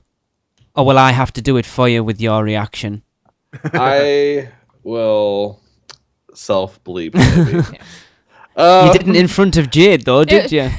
Yeah, but the nice thing is Jade, like, she couldn't care less what I say, so she is paid. No, she is doesn't it pay at me. home all the time anyway. She just... But Thomas gave me something. So, being the fact that I host the unofficial SeaWorld podcast, I happen to be a massive SeaWorld fan. I love SeaWorld history, and it's really hard actually to find anything about SeaWorld history just because they don't have the same kind of fan base that Disney has or even, close to what Universal has. And so it's really actually hard to find old SeaWorld stuff. And Thomas gave me a Superman comic where the entire back of the comic book is this ad for this old superhero stunt show that that SeaWorld used to have in their Lagoon show. at San Diego and Ohio and Orlando, and it is just the coolest beeping thing that I have ever been given. I could not, I was so blown away by it. I'm so grateful. It's actually sitting above my desk right now in my office. I need to get a proper frame because I have it propped up right now, but I need to actually get it framed so that it can be protected from the elements forever. But it is just the coolest thing in the world. I like I said, Thomas is just, he's awesome. No, we know how much you appreciated it, Eric, by your reaction. We were actually stood outside the Duff Brewery at the time. It's like, Eric, Jade, you do know Jade's there, don't you? Oh, my poor sailor mouth. I think it was justified. Oh, completely. And completely forgivable. Thomas actually showed us it the night he gave us ours, and we were like, oh my God, he is going to go crazy for that. It's so awesome. Like, it's literally like right above the left above my computer, so I can like just glance up and see it. It's so awesome. Cool. And my little special present of Thomas was, now anyone who's been listening to us before we joined Mice Chat will know that we did Jaws special for the closing of Jaws back in, which actually talked about this the other day as well. Scary enough, was only actually last year. And Thomas made a special trip to Universal down from, is he from Georgia? Georgia, yes. Isn't he? Specifically just to go to Universal for the last day of Jaws. And as part of that, they were giving out red, white and blue beads, because obviously 4th of July connection and stuff, and he got 2 pairs of beads, or 2 sets of beads. Two pairs out before. 2 sets of beads. Yes. He has 1 set, and I am now the proud owner of the other set. That's awesome. That's cool. Yeah. That's really cool. It is cool. And each gift was so carefully thought out. It was, yeah. It's quite touching, actually, when I think, yeah, Thomas is awesome, you know. It's just like, he is officially our number 1 fan. We're his number 1 fan as well. Yeah, it's cool. Well, it's funny, like, talking about the next day, the day of the meet, when we ended up spotting him outside. He was walking through Springfield while we were sat in there, and we got talking to him. And we'd seen him over by Jaws, hadn't we? And he said he went over there and was just sort of hanging out, having a bit of a moment like I did on City Walk by Jaws. And he'd been there for about an hour, and people were asking him questions because he'd been there for that long. They thought he worked there, and ended up spending like another half an hour taking people's pictures in front of Bruce the Shark. But he was quite happy to do it, that's the thing. He's such a nice guy. It's awesome. It's cool. It is. But it's like, oh yeah, I've been to Islands of Adventure this morning and ridden Spider-Man 14 times in a row. And we're like, what? Right, we're not using this express pass thing right. We also had children and couldn't single rider. Well, there's a few other bits that got that day, but you know, we rode Spider-Man on the Thursday. Darren, Tracey, myself, and the 2 kids for the first time since the refurb. And then on this day, we'd also ridden Transformers for the first time. Now, we've talked on the show for so long about the comparisons that have been made between those 2 rides. And you're now going to find out exactly what we thought. Well, actually, my opinion changed. I don't know whether anybody else's has. Let me just find the audio. I'm going to my opinion's not quite the same as it was for that. Yes. So I think this is the Spider-Man one first. Hey everyone, so we just got off the new Spider-Man for the first time. What do we all reckon? Darren, what did you reckon? It was awesome. The 4K HD is amazing. And you saw all 4 Stanleys, didn't you? At least 4. I don't know if there's more or not, but yeah, I saw 4 of them on there. 4. Tracey, what did you reckon? Absolutely amazing. Really, really loved it. Saw 2 of the Stanleys. Yeah, I only spotted the first one. No, that was really obvious, wasn't it? Yeah. Everyone said he would be there even before they started doing it, didn't they? Well. I liked all the extra bits that they've added in as well. I was disappointed they took out the bit, you know, when Electro blasts Hydro Man at the end.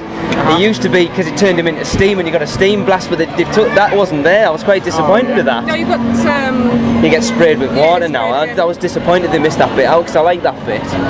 But the city when you're flying over at the end, I thought the city was much more realised. Oh, yeah. And you look about, it looked amazing. Yeah, that's a much more prolonged scene now, isn't it? Yeah. Yeah. But then the big question is, Forbidden Journey or Spider-Man? Spider-Man. Spider-Man. Raymond? Tracy? Just weighing it up. Darren? It's a tough one. Man. This is a big one, everyone's expecting this from us. Yeah. I'm still going to go with Harry Potter. Tracy's still waiting, I'm going to say Forbidden Journey. Spider-Man's awesome, Forbidden Journey is amazing. Yeah. I'm going to have to go with the majority. Forbidden Journey. Wait. So there you go, that's a review, and we're off to get some drinks actually, because Tracy's about passing out. Yeah. Bye! I think this is the Transformers one. Hey everybody, it's the UUOP, and we have just completed our first ride-through of Transformers The Ride 3D at Universal Studios Orlando. What'd you guys think? It was awesome. I can't say what I want to say. I actually said it to Tracy in the car because Yes, I have you to did. bleep it, but it was amazing. Yeah, that was incredible. The sense of motion on there is unbelievable when you get going. Yeah. And at first, like the first scene, I was like, oh, this seems a lot like Spider-Man. Yeah. But then Yeah. like the actual like motion part kicked in, and it's incredible. It feels like you're is. going 1,000 miles an hour. And the 3D is crystal clear. Yeah. It's absolutely amazing. Listen to my voice going. Yeah. It was like you say, we've heard all the comparisons to Spider-Man, and even there's like a bit in the middle where you get lost, Yeah. and then there's backwards, and even the slow-mo bits work. But I'm going to ask a question: did anyone notice the lift? No. There is a point where you go up to a second level. Did you at any point notice where it was? I was No, I actually did not even a think clue. I was actually like feeling for it, and I never felt that. Totally just not. Incredible. Come on, JD, what did you think? It was better. Better than what? Awesome. Better than awesome. Better than awesome. Raymond? That was really cool. I think we need to go and do it again. Yeah. Absolutely. It was so exciting as well. I'd have to Yeah. say Spider-Man, you're down to number 3. I shouldn't have Yeah. said that because we haven't reviewed the others yet, but I'm sorry, you're down to number 3. Yeah, agreed. Certainly. Nah. All right. Well, what are we doing next? Gonna go and check it out again. All right, let's go again. Oh, let's roll out. Oh my goodness. Jade's hilarious. Better It's than awesome. better than awesome. But obviously that was like our first ride throughs in them both. I think we rode Transformers about another 10 times. Probably. Spider-Man, we didn't actually ride that No. many more times. Darren, how many more times did you ride both of them too? Because I know you went back with Hunter on the Friday night, didn't you? Just one additional time, yeah, with Hunter. So you rode it 3 times then. Mm-hmm. And how many times did you only ride Spider-Man that once? Yeah. Right. Just- So let's go around. Because they're the 3 rides that are going to be in your top 3, really, aren't they? Yeah, definitely. So, Darren, now having time to have digested all those rides, in order, Forbidden Journey, Transformers, Spider-Man. That's not my order. No, I know, but... Transformers is number 1. Right. Harry Potter is number 2. And Spider-Man is number 3. Tracy. She's got this real look of I don't know what order to put them in. I don't like. Do you want me to come back to you? I don't like choosing favourites. No. I think that This show's going to go on forever, by the way. Forbidden Journey's my favourite. And then it's very close, but Transformers and Spider-Man. I think it's just because Transformers is still newer to me. Eric? I have to say Spider-Man, still my number 1. I love that ride. I love the queue. I love being in the comic book. Then it definitely goes Forbidden Journey because, my God, that ride is incredible. And then Transformers. Transformers is great and it's awesome, but I like the other 2 more. Fair enough, go on. My number 3. It's always one. I had to go back and forwards. It's like, it's so tight, 2 and 3. Do you know what? I don't know. You can't know. No, you can't do Come that. on, you put us through this. Yeah. You have to. See what I live with. Right. Spider-Man, number 3. I love it. I think it's a better ride because I had this conversation with Andy about Transformers and Spider-Man, and his big problem with Transformers was that it's all screen-based. He said he can sit and watch screens at home. When he goes to a theme park, he wants to ride rides, and it kind of hit home a little bit that Spider-Man has a lot of physical effects, a lot of them, that you don't necessarily realise because the physical sets blend in with the screens so well. But I think for just an all-out balls-to-the-wall ride, Transformers is so much fun. Yeah, and I don't think too many people have multi-million-dollar projectors at home and simulators and everything. You don't know. You mean you don't, Darren? Special for the park. No, not yet. But it's like what made it better was if you got good team members as well. A lot of the times they weren't, but when I think we went actually that Friday night, we weren't far behind you because me, Jade, Raymond, and Ryan went on it. And as we were going through at that point, they were like getting everyone ready. Right, when the gates open, you need to move. And as soon as the gates open, they're like, move, come on! And when you got that was awesome, and it just built up it. But Forbidden Journey by a long shot. For the same reason that I said I think Spider-Man's probably a better overall ride than Transformers. You've got the screens and the Whomping Willow and the spiders and the actual physical Dementors and stuff like that. I just think it's stunning. I could ride it all day long and not get bored of it. That queue is unsurpassed, though. Yeah. Oh, it really for that is. ride. Apart from the greenhouse. I spent too much time in those greenhouses. We and Raymond were talking about, yes, it's like switchback. Oh, the entrance is only there. Oh, no, there's a switchback up the side, down the side, up the side, down the side, and then along and back and along and in. Ugh. But, yeah, Forbidden Journey is it's amazing. So, yeah, I expected it to be Forbidden Journey and Spider-Man kind of battling it out, and Transformers kind of came in and went, actually, don't forget about me. So here's the thing. I think a lot of our fans want to know, Lee and Tracey, you guys had all this time to hype yourself up, all this time, and you still feel like it still blew you away. Yeah, absolutely.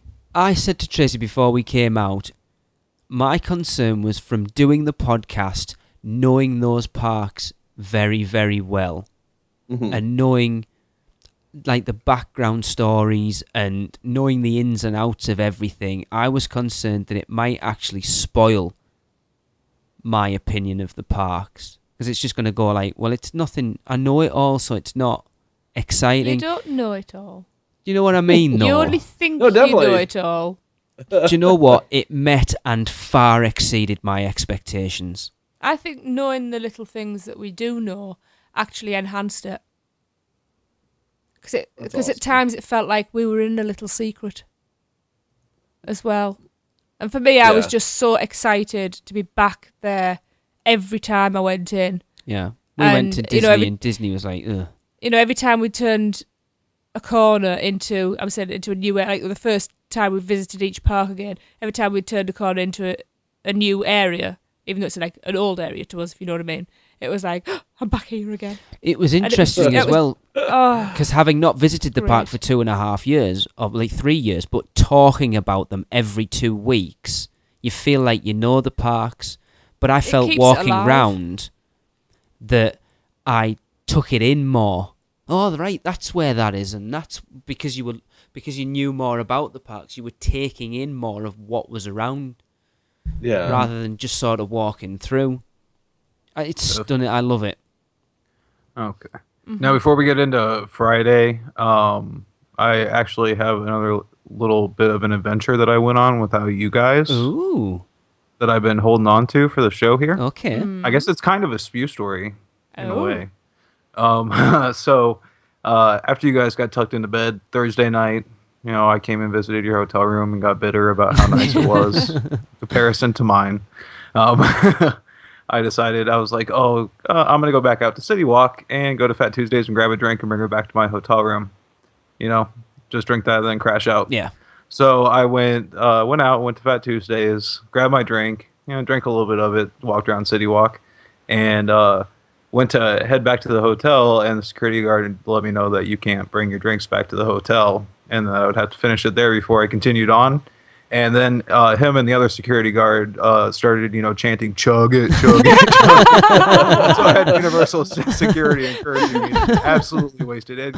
And this was a Fat Tuesday's drink. And then somehow I was magically transported back to my hotel room. I don't remember how. Really? No. All right, no, that would have been better if it had been. Yeah, I walked somehow back there, and it felt like I got back there in 2 seconds, and it was a decent walk back. It's a lovely walk back as well.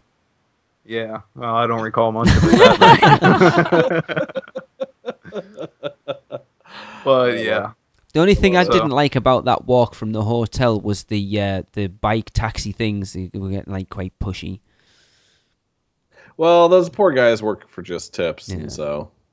Yeah. But that's awesome. The security. We ended up talking to one of the security guards one morning, and they were really, really nice. Oh yeah, I had nothing but great experiences. Yeah. One of the security guards was British, wasn't he? I don't know. I never saw. There was just a big American guy when we were there. Are you talking about the guy with the white hair? Yeah. Yeah, the guy's a character. Yeah, he was great. He was there. Yeah, he was like, "Hello, young man, and welcome to Universal Studios." He was the one who taught me about the squirrel that will crawl up on your leg if you give him some food. Okay. What is it with the British people and the squirrels, huh? I know. Well, we don't have any over here. Yeah. Oh, okay. Yeah. No, we do. We have loads of them. Of several squirrels at Busch Gardens. I had them yes. sitting on my She was knee feeding eating them funnel my cake. first ever bloody funnel cake It's my to funnel it. cake too, and I wasn't that keen. But yeah, so that was a few stories. Cool, that's awesome. That's hilarious. Yeah. I like that you hung on to it all this time as well. Yeah. But yeah, obviously Friday was mainly focused on the meat. Yeah. Now this comes out this Thursday. Next Thursday, we're actually hoping to have some. Well, not hoping. I'm not sat there waiting to go. There'll be a quick wrap up of the first part of it, and then the audio. Well, Eric had his iPad down on our table when we were doing the kitchen challenge, and then Darren was doing a roving commentary, chiming in every so often, and I've interspersed not all of the full half an hour, but a fair bit of it, and then sort of spliced in Darren's commentary. It's hilarious. I think it is one of the best things we've done. I think it's absolutely brilliant, especially. I'm sure we'll talk about. Anyway, so the first part of the meet, we were heading over to Men in Black when it started pouring down. We're going to talk about the awesomeness before that or not?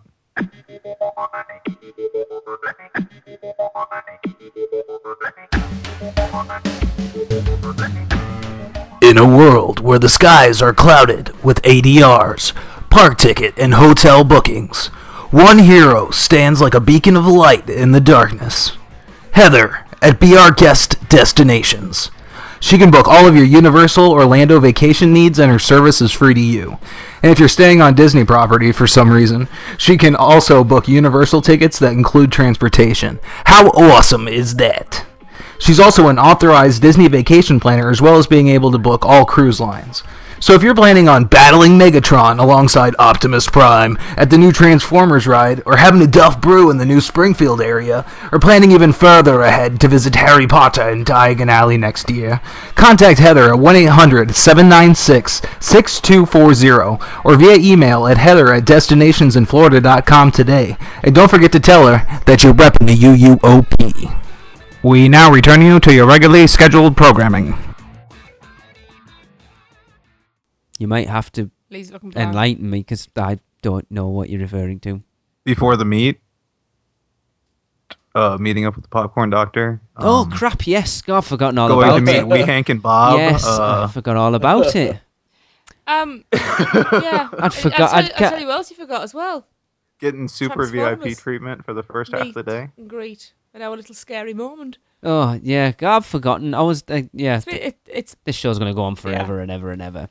Well, yeah, the first we'd gone and got our pictures with Bumblebee, I think it was, first off. And because we were using Eric's Photo Connect card, and we went to get the picture put on the Photo Connect. And the guy serving us, we had our podcast shirts on, and he just sort of took the card off me, put it in the thing, and he just went, "Are you guys excited about the meet this afternoon?"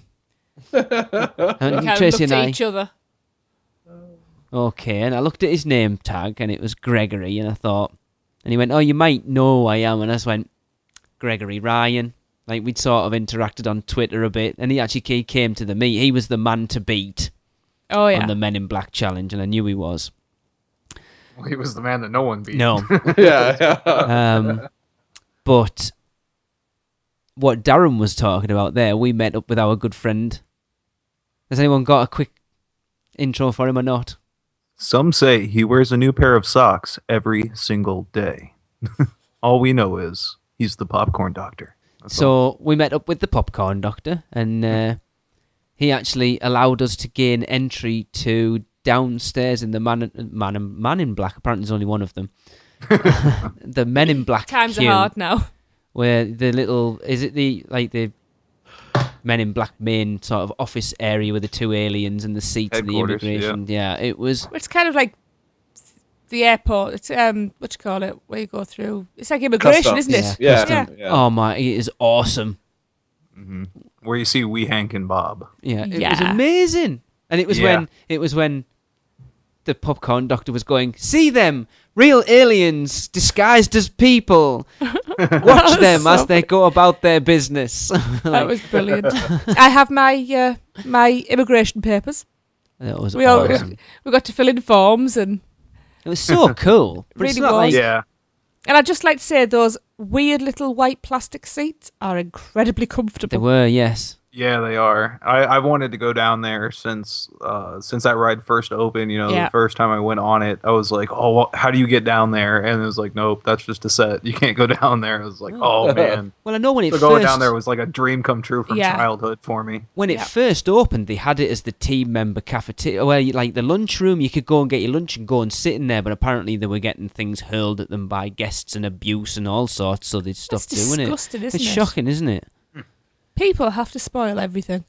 But yeah, we had a wander around with the popcorn doctor and rode a few rides, courtesy of his back door. That sounds wrong. Oh. But then, on the day of doing the kitchen challenge, heading to Springfield for lunch probably wasn't the best of ideas. Yeah, for you guys. For me, it was awesome. Yeah, well, you weren't bloody doing it, so let me find. I've got a quick review of the first time we went here somewhere. I just need to find it. Well, we're in Springfield. We've just had lunch, and we are currently sat in the food court. That is what have we got in here? Moe's Tavern, Luigi's, Lisa's Tea House of Horror, Krusty Burger, the Frying Dutchman, Krusty Burger, Cletus Chicken Shack, and let's find out what everybody had. Darren? Well, to start off, I had the Korean beef tacos, which were excellent, very good. And then I had a chicken and waffle sandwich, which was awesome. And a buzz cola that Darren didn't know was 0 calorie. Yeah, I'm kind of disappointed by that. I need more calories. But, yeah, I also had a Duff Brew as well, and that was excellent. Very good. Jade?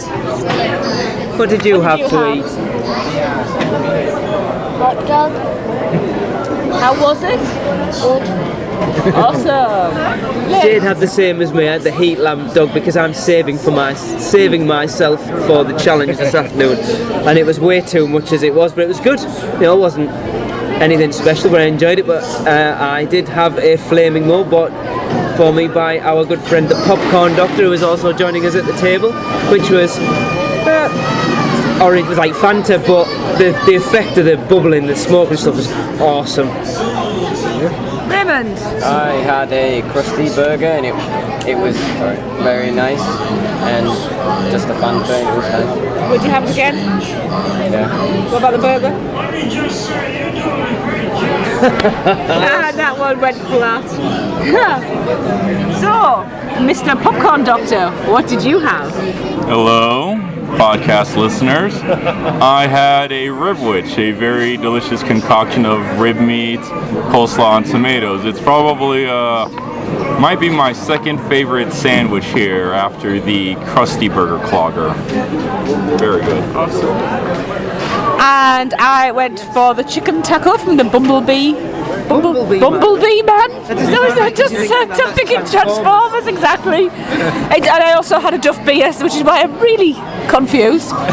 Chicken tacos were awesome, really tasty and very good value. And the Duff beer, even better than the tacos. But the area as a whole, you know, we've talked about it since we've been in, that this used to be a dead place in the park, and now we're here, what is it, about 1 o'clock, and the place is heaving. Yep. 2 o'clock, is it? Christ. 2 o'clock. 2 hours in. Lol. Yes, the meat is looming. Yeah, I'm not feeling too good. Cue the dramatic music. Just the area is stunning. I need to have a lard donut now and I'm done. Awesome. So I suppose that wraps it up for lunchtime, and we shall catch you later with our next exciting instalments. So there you go. I think that was the first of about 4 trips we made to Springfield, Tracy, in the end. Yeah, be about right. We did a few more reviews while we were there, but place is awesome.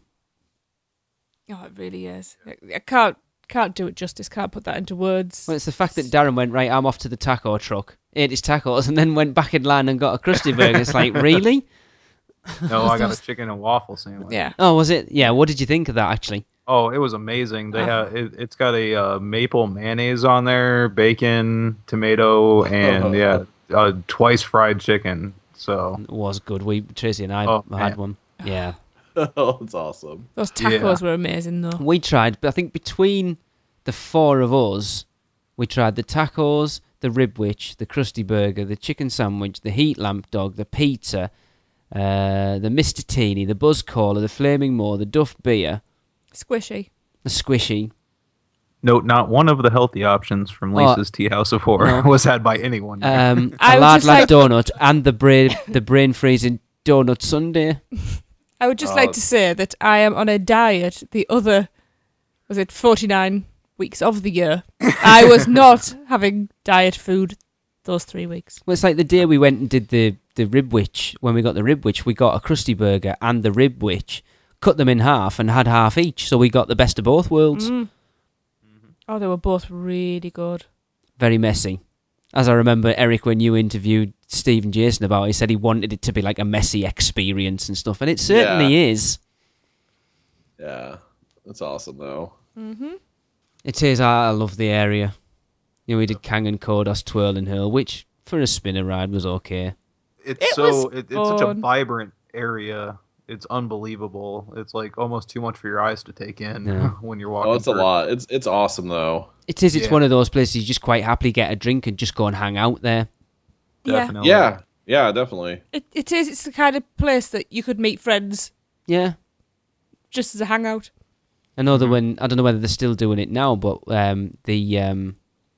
the water, like down by the lagoon seating they were doing, I think it was $15 a person.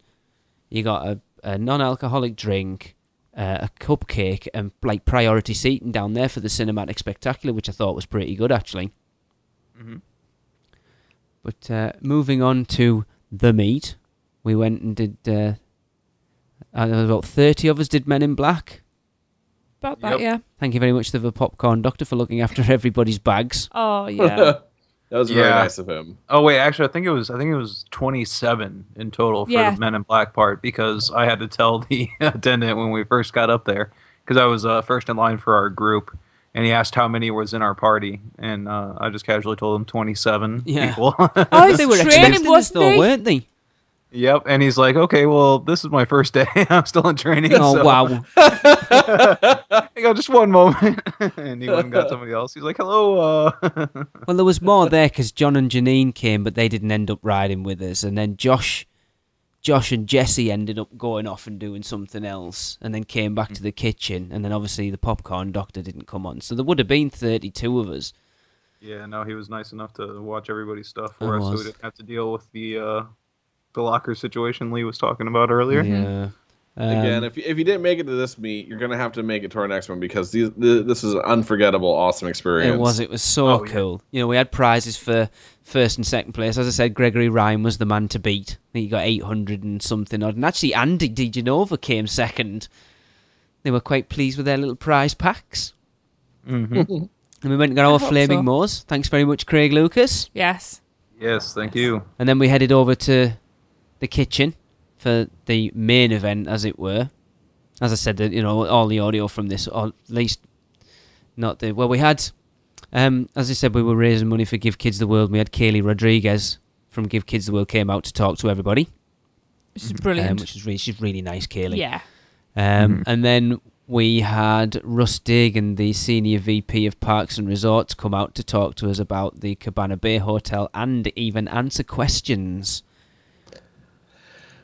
which was amazing. Like Tracy and I were sat there at one point just like looking at each other going, why the hell is Russ Dagan here talking to us? Who the hell are we? Why is he giving up his time to talk to us? He probably has no idea who we are. It was surreal. One of those cool That's not true. moments. Everybody knows who we are. Yes. It was especially awesome. after Lee went around. Do you know who I am? I was doing it all over the place, but everyone was helped, going, yeah. no, I don't know who you are. But that was cool. And we all got the Cabana Bay bowling pin stress squeezers. They were cool. And then it was on to the kitchen challenge. Photographs on the internet and the discussions we have had on the show previous to this do not do it justice. Not at all.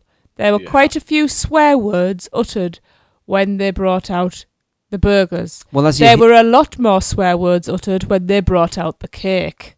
Oh my gosh, the cake. Well, as you'll hear in the audio, when we did it, they actually announced that 2 people done it now, and the first guy did it in 26 minutes, the second guy did it in 18, right? I don't want to give too much away whether anybody did it or didn't do it, because I want people to listen to the audio and at least have a bit of suspense. But Spencer and I, Spencer Coleman, who was there, he was on the other table away from me, 15 minutes in, we met eyes across the room, and we both just looked at each other and shook our heads and mouthed the words, no way. It was, I will say, Andre's effort was valiant. I will say, not wanting to give too much away, but 2 people's meals saw the light of day again. He got an A for effort. Oh, he certainly did. A+. I was sat next to him. It was not pleasant. I don't want to give everything away, but Andre wants to take it on again to redeem himself so bad. But you know what? I want to do it again. Yeah, especially considering that Eric and Andre had just gotten off a cruise, so they were still, tilting back and forth from the boat. And they decided to do something like that. As I had Andy walking past the table taunting me going, you weren't even trying. You were never even in it. That was so funny. But, oh man, Tracy and I, we were in it to win it. It was like the minute it was like, right, eat. Tracy and Eric both stood up. Tracy was smearing bloody ice cream all over a cake. You'll hear Chris Wakefield was coming round at the point. You can hear on the audio going, Tracy's making arts and crafts here. Any excess air out of that patty. I would say, though, next time I think I would go for the meat burger because they made up the weight with tomatoes. I still like tomatoes. I still think the rotation of taking a little bite of everything is the right way to go. Yeah. I don't. It's the last 3 layers of that cake. Maybe you start with that. Oh my god! Well, and I did an insider told me that all the other 2 guys that completed it and the people that get the farthest eat the cake first. Mm-hmm. Yeah, I think that's the way to go. Yeah. I should have just literally picked it up and munched it down, not buggering about with forks. It's just gone. Yeah. I could. And that actually came from one of the chefs that was making all the food. Okay. Right. He sat there and watched for a while in amazement. I don't think I will ever eat chocolate cake again. I don't eat chocolate cake at all. I think that was my downfall. I would like to have a slice of it just to eat it, rather than feel like I haven't. I felt like one of those kids who gets caught doing something bad and his parents punish him by making him eat the whole thing. pounds of cake. Yeah. It was such a great experience, though. At the end of the day, like I said, I had a smile on my face all the way through it. It was awesome. It was incredible, and I'm so. It was awesome seeing everyone who showed up and everyone who came, and it was just awesome. Best group of people ever. It was. Definitely. That was the real highlight for me, is meeting everybody and, getting finally, put some faces to the names that we see in the emails and that kind of thing. Well, it's even like for me and Tracey, just getting to meet like you and Eric and Hunter for the first time. Oh, definitely. Yeah. It was cool. It's like we've spoke to these people for so long, and now finally we're getting to meet. And it's like recording that podcast in Mythos was like, we're actually doing a live show with everybody in the same room together. I definitely had one of those moments during the meet where I'm like, this is what the internet's really about. Yeah. Yeah. Like it allowed me to meet these crazy people from across the ocean, to join a podcast with them, to meet someone who's technically in my backyard in Tampa, Darren, and like unite all of us from all around the country, California, Georgia, and all of us come together and share like this crazy joint love and fandom of Universal, and it was just awesome. It was very, very emotional. As we said, we went to Epcot the day after with Andy and Sam, and Tracy kind of got caught by the people who were sat on our table, but Andy and Sam were like, we came here just to meet you guys. That's the only reason we came over from California. They came over from California literally just to meet us lot. And it was just, I was sat there in tears, because it's just like, I can't believe that someone would put that much effort in to come and see us. It blew me away. Yeah. It's awesome. Yeah. I can't even put...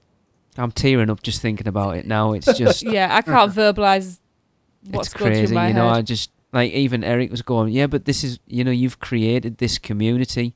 Just think that this wouldn't have existed without us, and I still I'm so proud of that. Even if we do nothing else, we've brought people together that share a mutual love of the parks, and there's genuine friendships being forged there. Andy and Sam and Thomas and Lynette, they're genuine friends because of it now. Listen to me. I know I've you gone all... big girls blouse. Is it your allergies playing up? No. It's just, it was amazing. And it's that thing now of not knowing when we're getting back, and it's killing me. We're gonna figure this out. We are. Hopefully, yeah. I've been pricing up already. Because if we can do this, we can do another meet, and we give people enough time to make plans and really make this amazing. But I mean, and the other part of it, we did the last bit we did at the kitchen was we had an auction. Tracy got a few bits from some local attractions in Orlando, and Eric had a 4-foot minion. And we did an auction for Give Kids the World, and actually raised about $300 just at that auction. But we ended up auctioning like the stress pins and trophies that we'd taken, and all sorts of stuff. But it was brilliant, to raise. I was a bit concerned that we wouldn't raise that much money, but I think all in all at the moment we're just under 400. Now we set our goal when we started this up was to raise 500. But now we're just starting. It's rolling fundraising. Well, that's it. If anybody wants to help us get to that $500 target, you can give or more. Or more, yeah. We're going to keep it going because that charity, they need the money, and we think it's so worthwhile that you can go to it's support.gktw.org/GOTO/UUOP and just give as much or as little as you can.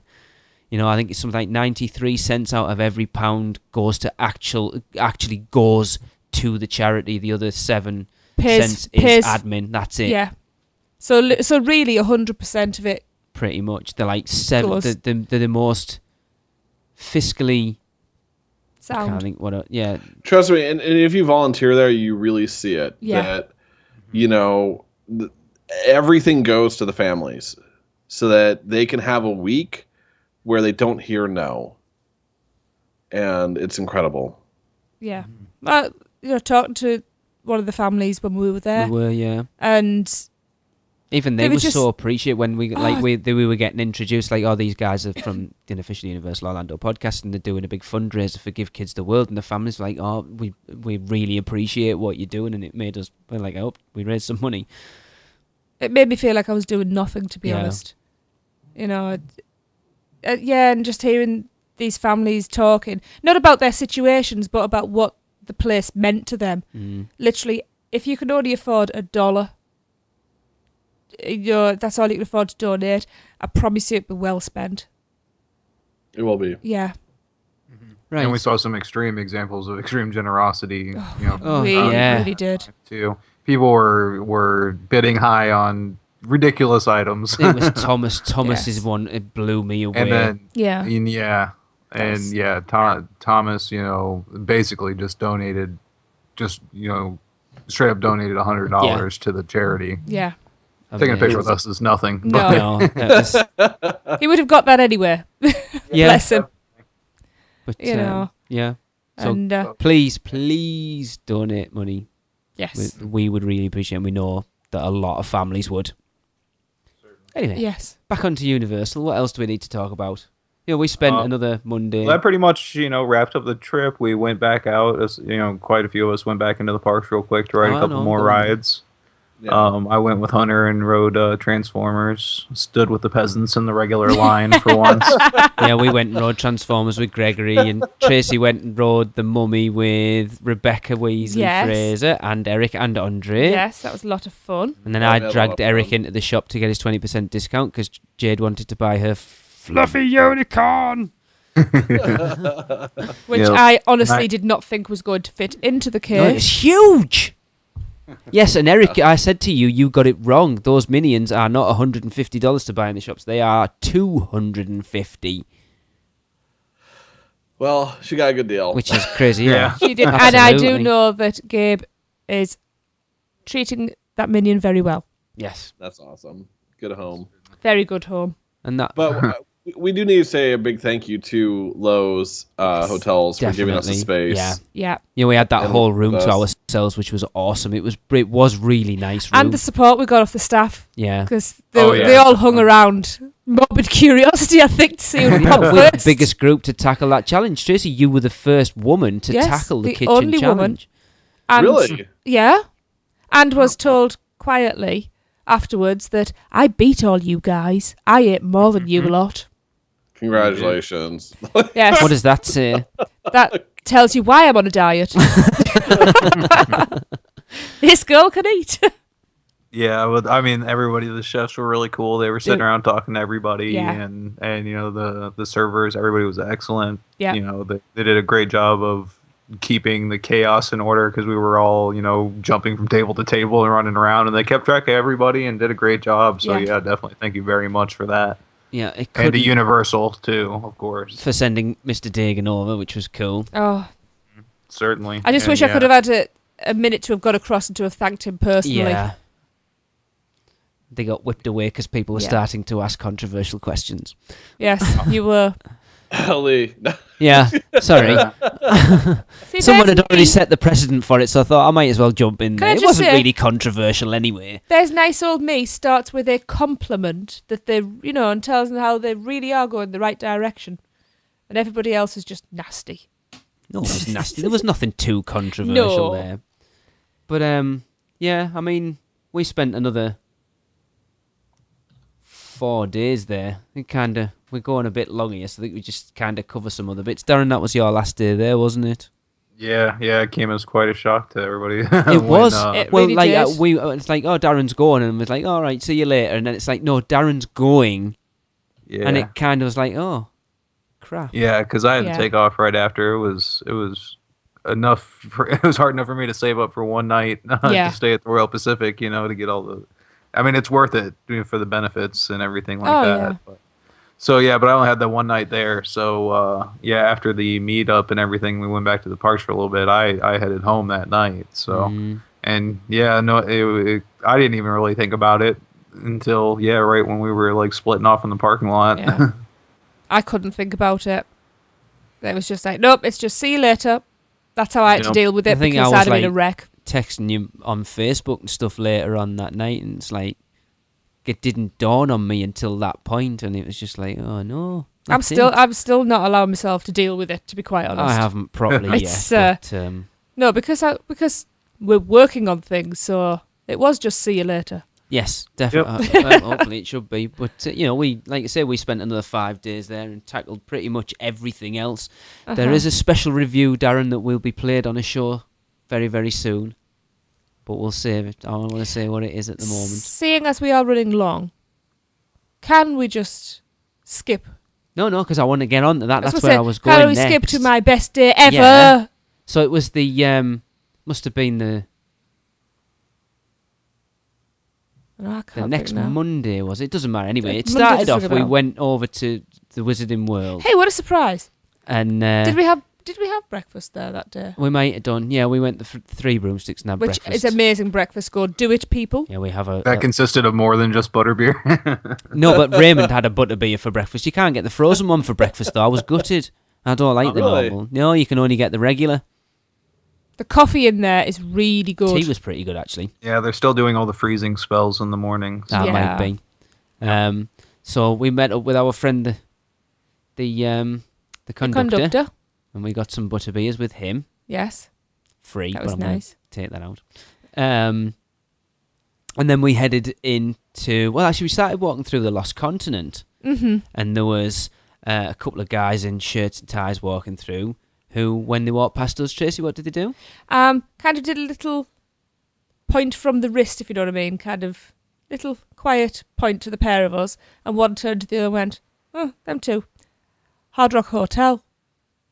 And the other one just looked at him, oh yeah. No, we didn't have our shirts on or anything like that. So it was like, And I was just kind of like, okay, that's a bit weird. So we walked into Zeus Landing and there were suits everywhere. And people everywhere. And we're like, oh, what's going on here? And they were checking all the paintwork and people with clipboards. And I went, Eric's article came out on Mice Chat this morning where he was quite critical of Zeus Landing.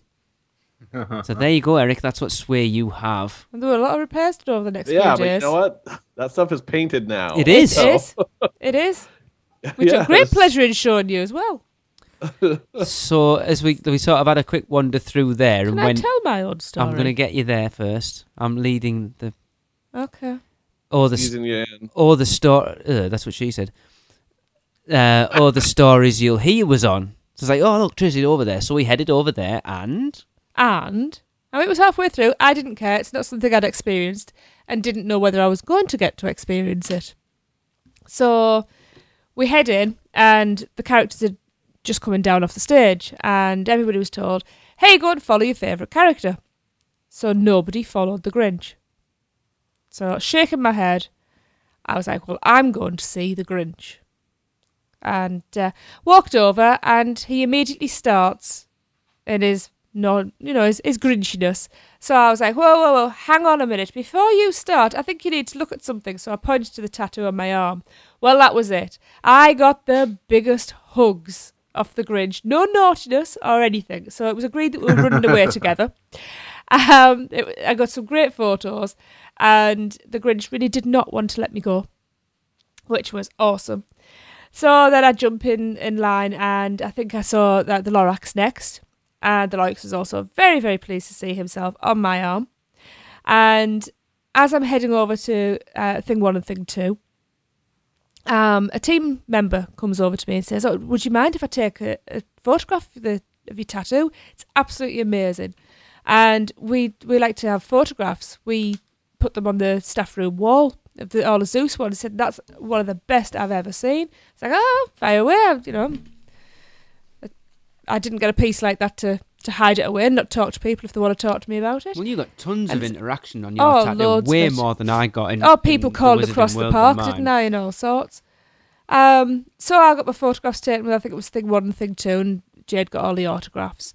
And the next thing, a team leader comes over and says, at time had been called, so I was like, oh, we'll come back and get the other photos and autographs another time. So the team leader says, oh, would you mind just hanging back for a few minutes? And I was like, no, that's fine, thinking she probably wanted to talk to me about my tattoo. And she said, oh, would like to take you backstage and just arrange a little private photo shoot with all the characters. And I was like, awesome. So off we go backstage and got all these hugs and all this interaction of the characters. Jade got all the autographs she needed, and we've got these amazing photographs. We've got to the Grinch, Thing 1, Thing 2, the Cat in the Hat, who I have made a promise that I will add him onto my tattoo. He is represented, but not himself, so he needs to be added in. Who have I missed out? The Lorax. Where's the Lorax? Thing 1, thing 2. Cat in the Hat. That's it. Oh, and the narrator jumped in as well. And it was great. They had the storyteller. It was the narrator? It's called the storyteller. Okay. Whatever. Because I asked him what his name was and he told me it was a storyteller. Okay. I'm sure that's not what he was christened. No, you know what he was christened. He told me what his name was. Yeah, it was absolutely awesome because they had just, nice happy photographs and then pulling silly faces and that was amazing. Even the kids were blown away. It's like, oh my God, we're getting taken backstage to get all the characters. I know. So the storyteller, Rusty. Hello, Rusty. He was walking us out and we got chatting and he was asking us what we were doing with the rest of our day. So we said, we're park hopping. He said, are you thinking of catching the Beetlejuice show when you're over in the studios? And I was like, the kids haven't seen it and we haven't seen it for a long time, so I think we will actually. And he said, if you go to one of the shows this afternoon, you might recognise somebody. So we kind of looked at him. He said, I play Frankenstein. We're like, oh, cool. So we arranged that we'd go for the 4:00 showing. And he said, if you come over, he said, let them know you then. I'll arrange for you to meet the cast. We're like, brilliant. But he forewarned us, you probably won't get to meet Beetlejuice, though, because he very rarely comes out for photographs. So I had this little brainwave, and I just said to him, you weren't the Frankenstein who was over at Give Kids a World Village on Monday for Halloween, were you? Because they have a different holiday every day of the week. Not that we were there in October. And he looked at me and he went, actually, I was. I was like, well, we were there and we were talking to you. And he was like, oh my goodness, so you were. So that was, to kind of Disney phrase, it's a small world. That was a bit weird, wasn't it? Very. Yeah. So it was a nice connection, though. So we said our goodbyes, arranged to meet at 4:00. And as we're walking out, there was Woody Woodpecker. Port of Entry. And there's Woody Woodpecker in his Port of Entry outfit, in his little safari type suit. So while Jade and Raymond are getting photographs and autographs, I'm talking to the handler. And I was not shy about telling people about the podcast. And he actually said, oh yeah, we know about the podcast. We all listen to it. And I was kind of like, really? I was a bit taken aback by that. He said, can I just say how much we appreciate what you're doing? To which I said, can I just say how much we appreciate you having the parks? Which is, we wouldn't be here without the parks, would we? Not at all. That was pretty awesome. So, reeling from that as well, we make our way across to the studios. There was nothing between, was there? No, I don't think so. No. So we have this lovely afternoon in the park. Make our way to Beetlejuice. Which I must say, getting in's crazy because they have everybody lining up and then drop the rope and it's a free-for-all sideways. Yeah, that didn't really kind of work. So we get in and I said to Lee, you better go and let somebody know that we're here. So he did and they were expecting us. So we watched the show, which was great fun, really energetic, and would definitely do it again. Yeah, I enjoyed it. I know it's like everyone complains it's the same as it was 10 years ago or whatever. There was some funny current jokes and what have you. So Frankenstein's on the stage and he gets wheeled on and off stage on this trolley. And at the end of the show, he gets in his trolley. As he's getting wheeled backwards off the stage, he looks directly at us, gives us a little wave, and then points stage left. And that was kind of like, oh, that was a bit weird, because obviously he's been looking out for us. So we made our way down to the side of the stage, where of course they are waiting for us. Get ushered behind. Everybody's looking at this tattoo that he's told them all about, and looking at Lee's tattoo, and I'm getting big hugs off everybody. And Beetlejuice is there. And Beetlejuice also wants to run away with me, which is awesome. I get all the cool men. And I've never been called that before. So yeah, that was really, really cool. So then it doesn't end there. So we've had another great photo session, and we come out, we're talking to the team members, and we tell them about the podcast, and they're all, taking notes, they're going to listen to it and everything. And one of them says to us, "Have you got Express Pass?" I say, "Oh no, not today." I says, "Oh, what do you want to ride?" He says, "Do you want to ride Transformers?" Brilliant. So he gets on his little walkie-talkie, graveyard lead to Transformers lead. Got a party of 4, Malaby coming over, if you can just let them straight on. It's brilliant, wasn't it? Yeah, Transformers Express line, I'll have some of that. Walked straight 40 over. minute wait, we were there in 5. It was just a very cool but bizarre day. It was just... It wasn't not necessarily like because of the podcast and stuff, more from your tattoo. Like Yeah, say but you it was got just... tons of interaction with your tattoo. Yeah, You had talk about a everyone ripple on effect though. That day it was just... High in the Sky Wow. Zeus trolley train ride with them all going crazy over Yeah. it. All called each other over, and every time anybody said anything about it, I was just like pimping the podcast out. But that's also why I say when people think that Disney has a corner on the magic or good customer service, I'm like, no, like their team members at Universal are doing crazy awesome stuff. Oh, they were brilliant. Oh, well, You know, we came across a few who were a bit grumpy and stuff, but as a rule, they were all really good. Yeah. Yep. I know what I'm going to do next. I'm going to get the DeLorean on my right forearm, and then I'm going to get Tommy Lee Jones and Will Smith on my left forearm. And I'm getting some of that interaction. I'm holding to that, Darren. Well, we've talked. My next ones. I'm next. Have potentially been set, which could again work quite well at Universal. I'm just gonna get ET coming out of Barney's Echo Tunnel. Actually, that's a good segue. Actually, I think we're gonna have to sort of scrap going because we're nearly 2 hours in. But speaking of Barney's Echo Tunnel. We actually went and visited, didn't we, Barney's backyard? Did. And we do you know entered what? Barney's Echo Tunnel. We've anyone who's been listening has listened to our epic episode 23 where we talked about Kid Zone and none of us had been anywhere near it, and it just went so smutty it was untrue. Barney's backyard is actually a really cool little kids' play area. At the risk of being rude again, Barney's backyard blew me away. It was really nice, though. It genuinely was. Jade was running around having a whale of a time there, and even Raymond was. Do you know? It's a stroke of. I didn't mean to use the word stroke. It's a stroke of genius. Really? Oh, when you think everybody has a party in my backyard. I'd just like to say there's a lot of wood in Barney's backyard as well. Well, I played with his musical fountain. Yeah, there's lots of water games. But being truthful, it is a really nice little area. You know, if you've got young kids and stuff. And it's air conditioned. It's air conditioned. It's indoors. It's dimly lit. So if you have a child that needs time out, it also has a quiet area.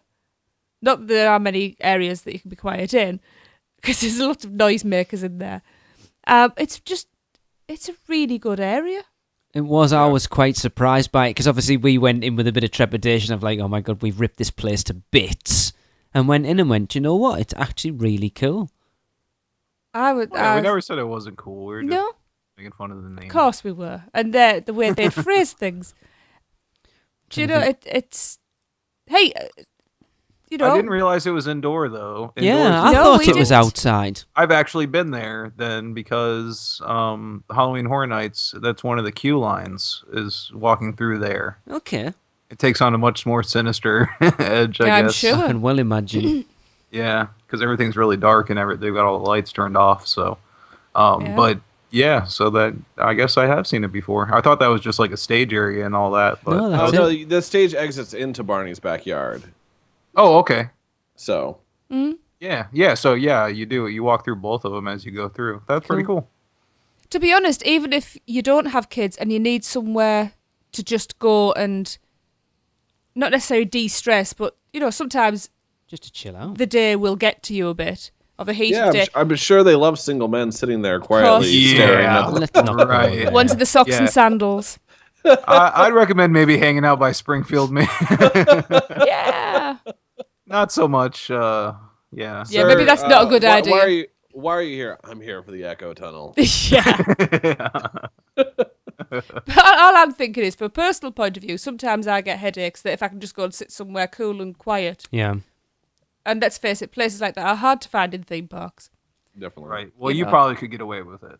I'm not quite I don't so think sure. I would, like carrying my telephoto lens and everything.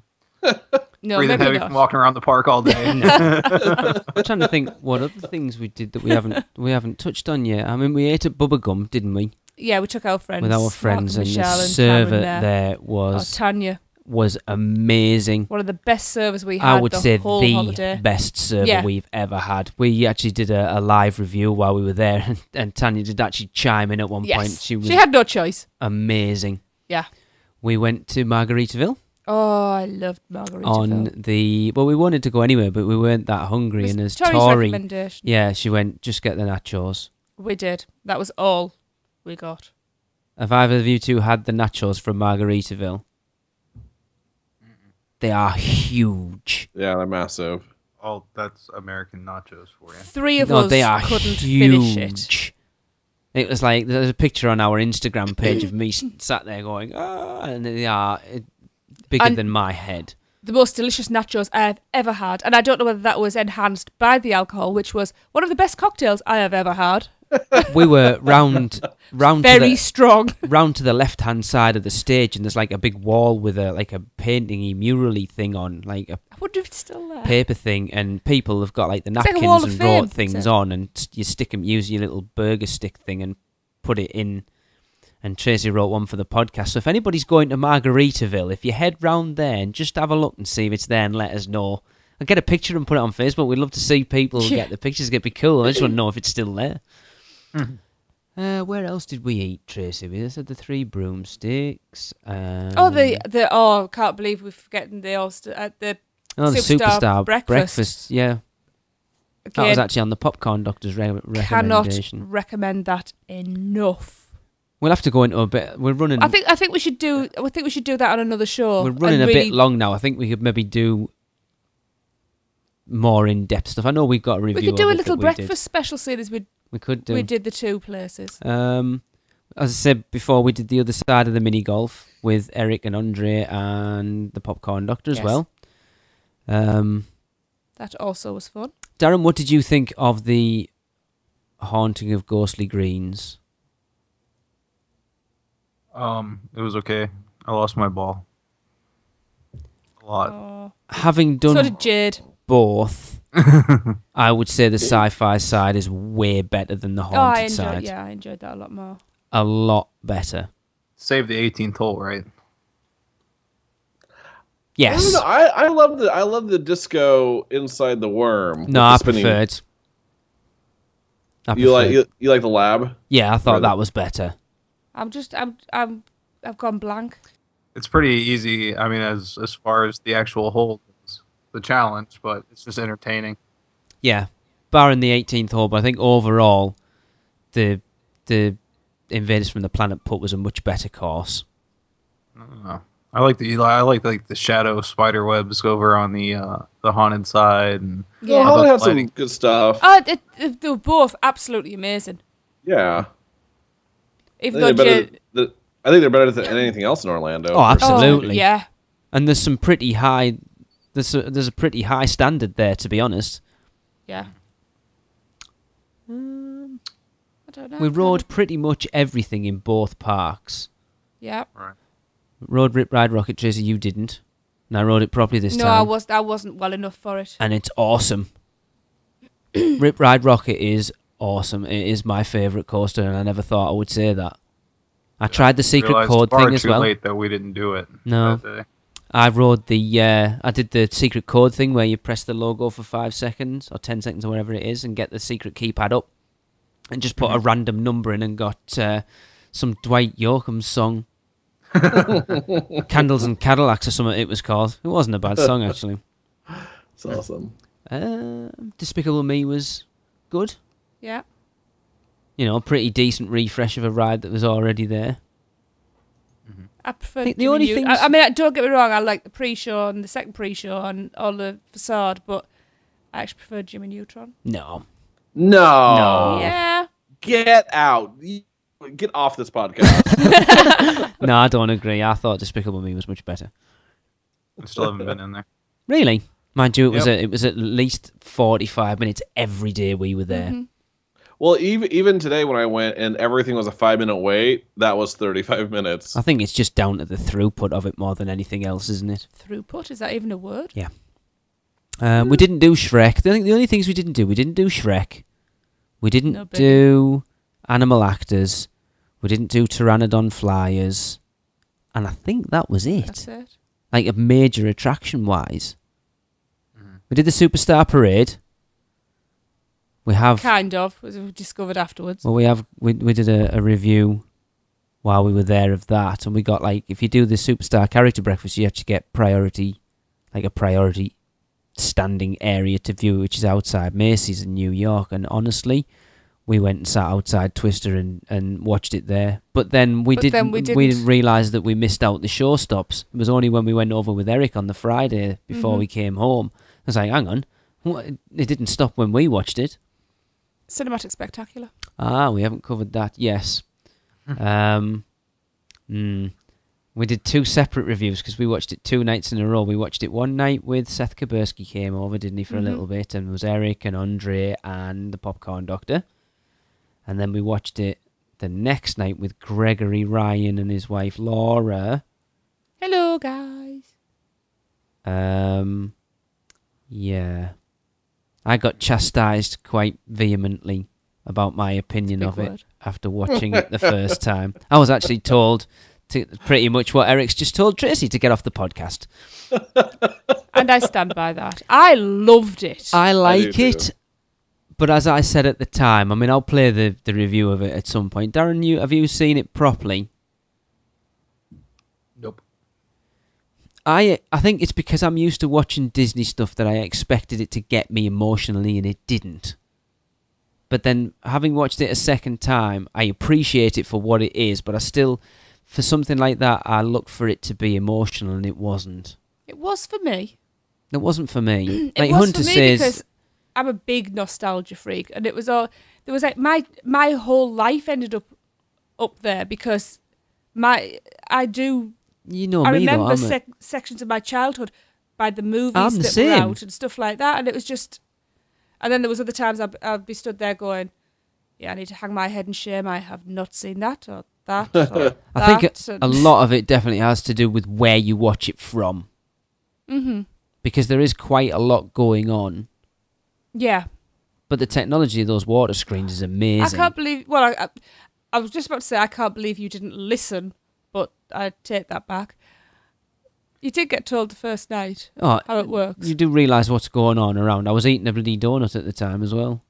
Well, you can't multitask. You can't eat and listen. Not with a donut that size. I'm trying to think if there's anything else. Well, I'm sure you guys could go on forever. We could go on getting forever. really I know. long. Yeah. So. I was wanting to keep this under an hour and a half, and we're like 2 hours and 15 minutes. I'm thinking you might have to cut parts out to put into another show. Well, no, we'll see. Yeah. Well, anyways, if there is nothing else, that's going to do it for episode 65. I've put duct tape over his mouth now. If anyone made it to the end, will you please hashtag I survived to us on Twitter? Yeah. Our special episode containing the audio from the meet that Lee talked about will be out next Thursday, the 26th. And episode 66 will be out on the 3rd of October and will be our epic Halloween Horror Night 23 review. Okay, stay tuned after the outro for some more audio from Lee and Tracey as you hear about the end of their first visit to the Wizarding World, and then as they leave the Wizarding World at the end of their first day. And after that, we'll have a special episode of the Dead Man's Digest, your Halloween Horror Nights 23 survival guide at the very end there. So, all right, well, that will do it for this show. So, it is good night, Internet, from me. Good night from me. Good night from me. And I need to go to bed. I'm knackered after all this trip report, lark.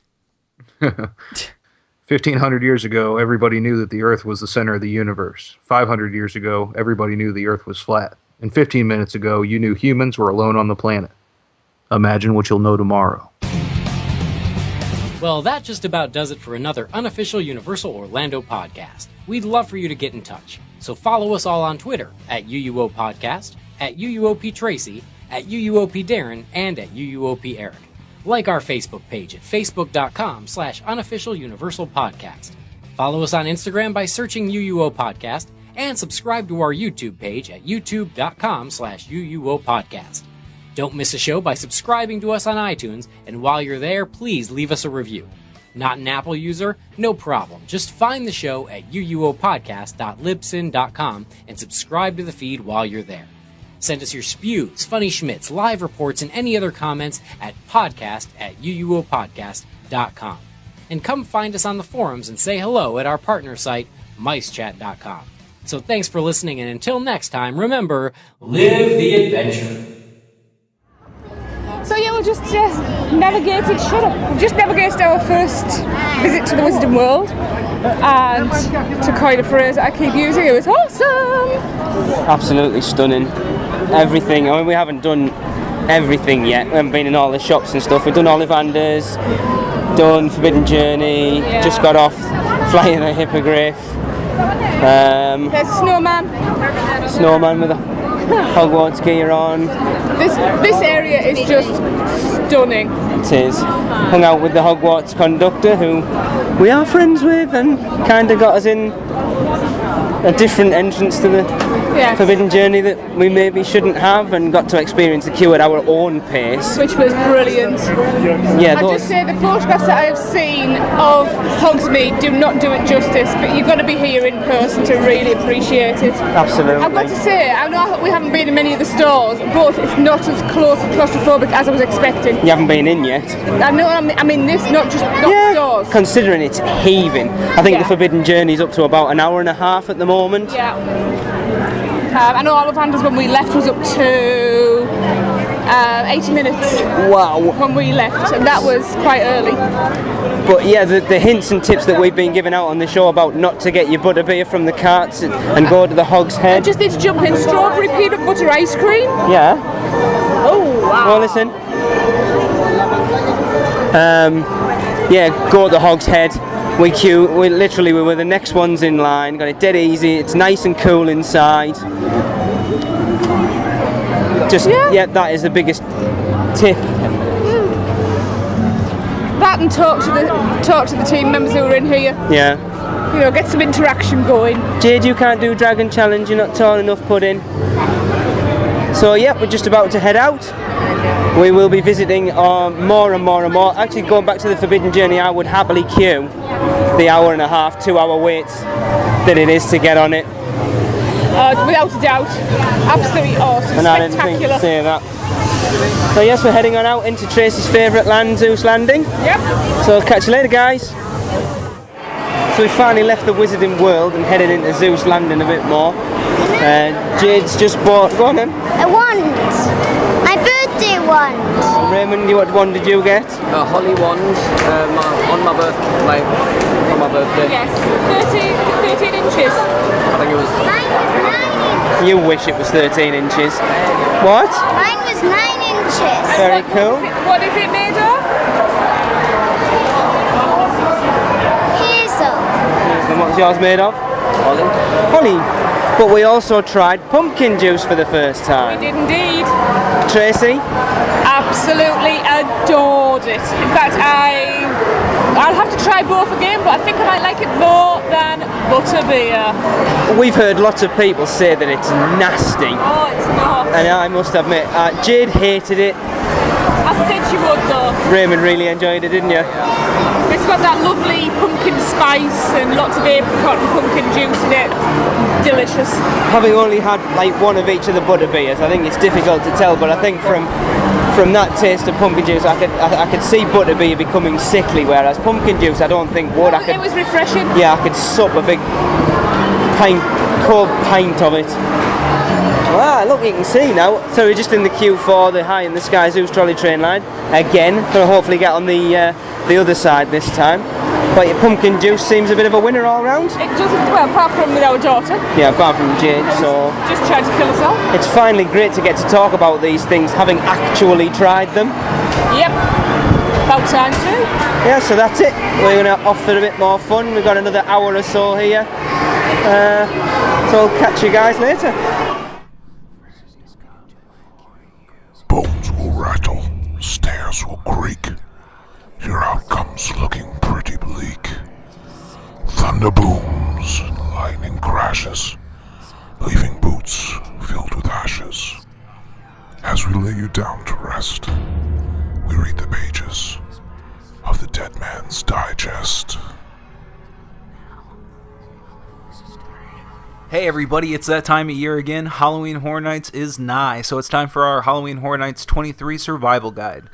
I went into the houses in detail on the last show, so if you want more information on the houses and scare zones and that, just download the last episode. This time I'm going to get into the ticket options and some helpful tips that I have. So the main admission ticket costs $91.99 plus tax this year. You can buy it at the front gate, at the online ticket store at HalloweenHorrorNights.com, at Destination Universal desks, and through Universal Parks and Resorts Vacations. Now, that sounds a little steep, but there's a lot of ways to get discounts on that, so listen up here. Florida residents can save over 50% off the full price admission on select nights with a UPC code from specially marked products of Coke, Coke Zero, Sprite, or specially marked cups from participating Burger King restaurants. You gotta buy those 24 hours in advance, limit 4 tickets per UPC or promo code, and you need a valid Florida or Georgia ID. And you will need those, they will check them, so make sure you have them. We also have the Rush of Fear or Frequent Fear products. That is 10 nights for $72.99.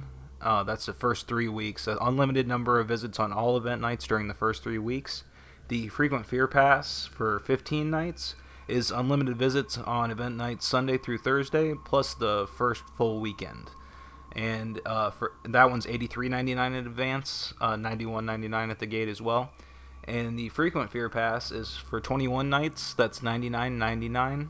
You get unlimited visits on Halloween Horror Nights event nights Sunday through Friday, plus the first weekend with express access. Guests can include Halloween Horror Nights Express access on their Frequent Fear Plus, or Rush of Fear passes. If you want the Rush of Fear with Express, that's $184.99. The Frequent Fear with Express is $189.99, and then the Frequent Fear Plus Pass with Express is $249.99. That is definitely very valuable, and you'll save a lot of money doing that because Express tickets are expensive each night, so that in that alone you're saving a ton of money. So if you're going on multiple nights, these are your options right here. You also have Scream Early tickets, where Florida residents can upgrade their Halloween Horror Nights event ticket to include admissions to Islands of Adventure or Universal Studios theme parks and receive early entry into Halloween Horror Nights. You can get more details on that at the website or over at Guest Services. And finally, just some helpful tips here. I've been going to the event for several years now, so this is some helpful stuff that I've come up with throughout the years. Number one, check the forecast and bring some rain gear if it's supposed to rain, or maybe if there are no clouds within 100 miles. You know, this is Florida. So I would recommend bringing at least a poncho, and if you need, a rainproof bag for your camera, make sure you bring that as well. Get an express pass. It costs a lot more, but there's no way you're making it through all the houses any other way. If you don't have one, make sure to get to your most anticipated houses early so you don't miss them, because you're not going to be able to get through every single one of them. So make sure you hit those ones you definitely want to see first. Weeknights are the best times to go crowd-wise, but still prepare for huge crowds even then. Florida residents get a good deal on those nights, so we tend to take off work to go see it. Select rides will be open during the event. You got Transformers, the ride 3D, that'll be open and highly recommended, as you know it's my number one now. As well as Rip Ride Rocket, The Mummy, Men in Black Alien Attack, The Simpsons, and King Kratos' Twirl and Hurl. If all the horrors and thrills are getting to be too much for you, you can take a breather in Despicable Me, Minion Mayhem, or Shrek 4D. I believe the fast food alley is still going to be open for The Simpsons as well. I can't see them closing that down for the event because they could make quite a bit of money there. So I would also recommend checking that out, especially if you get hungry during the evening. Be careful with the booze, have a good time. Don't get too out of it. I tell you that every year. You spend a lot of money. It'd be great if you could remember it the next morning, and you don't want to get too out of it and too crazy and get kicked out of the event. That definitely would not be good. One of my favorite things to do is to find an area where a roaming horde of monsters is preying on victims, grab some food and just watch the chaos. It's extremely entertaining. There's no line, and it'll give you a few minutes to recover from the crowds and lines. That's a lot of fun. For the photographers, it's dark. The use of flash really washes out a lot of the amazing lighting effects they have in place. So if you have a GorillaPod or some other compact or tabletop tripod, bring it, max out your ISO, and get whatever natural light you can. The show lighting also lends itself well to some long exposures if you can get out of the crowd and find a good position. You also want to travel light, though. Don't bring too much gear, because a night in the park feels the same as the day in the park. A lot of people forget that, and you'll regret that backpack when you're lugging it to your car at 1 in the morning. And the last thing I want to talk about here is the thing I call the Halloween Horror Nights bubble.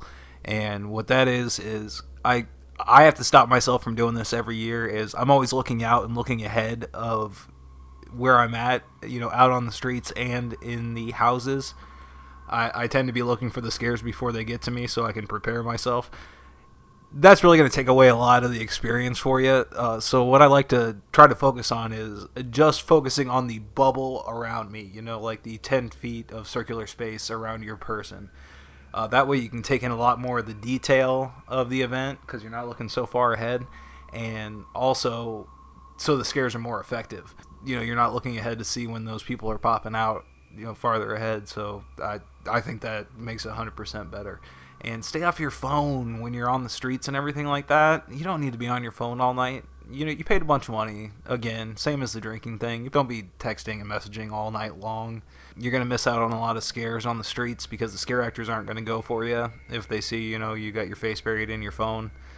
Because they know they're not going to be able to get you. I see this happen every year. A scare actor comes at somebody with a chainsaw and they don't even notice because they're on their phone. So put those away for the evening and, just have fun. That's the number one tip I have for everybody. Have an amazing time at the event.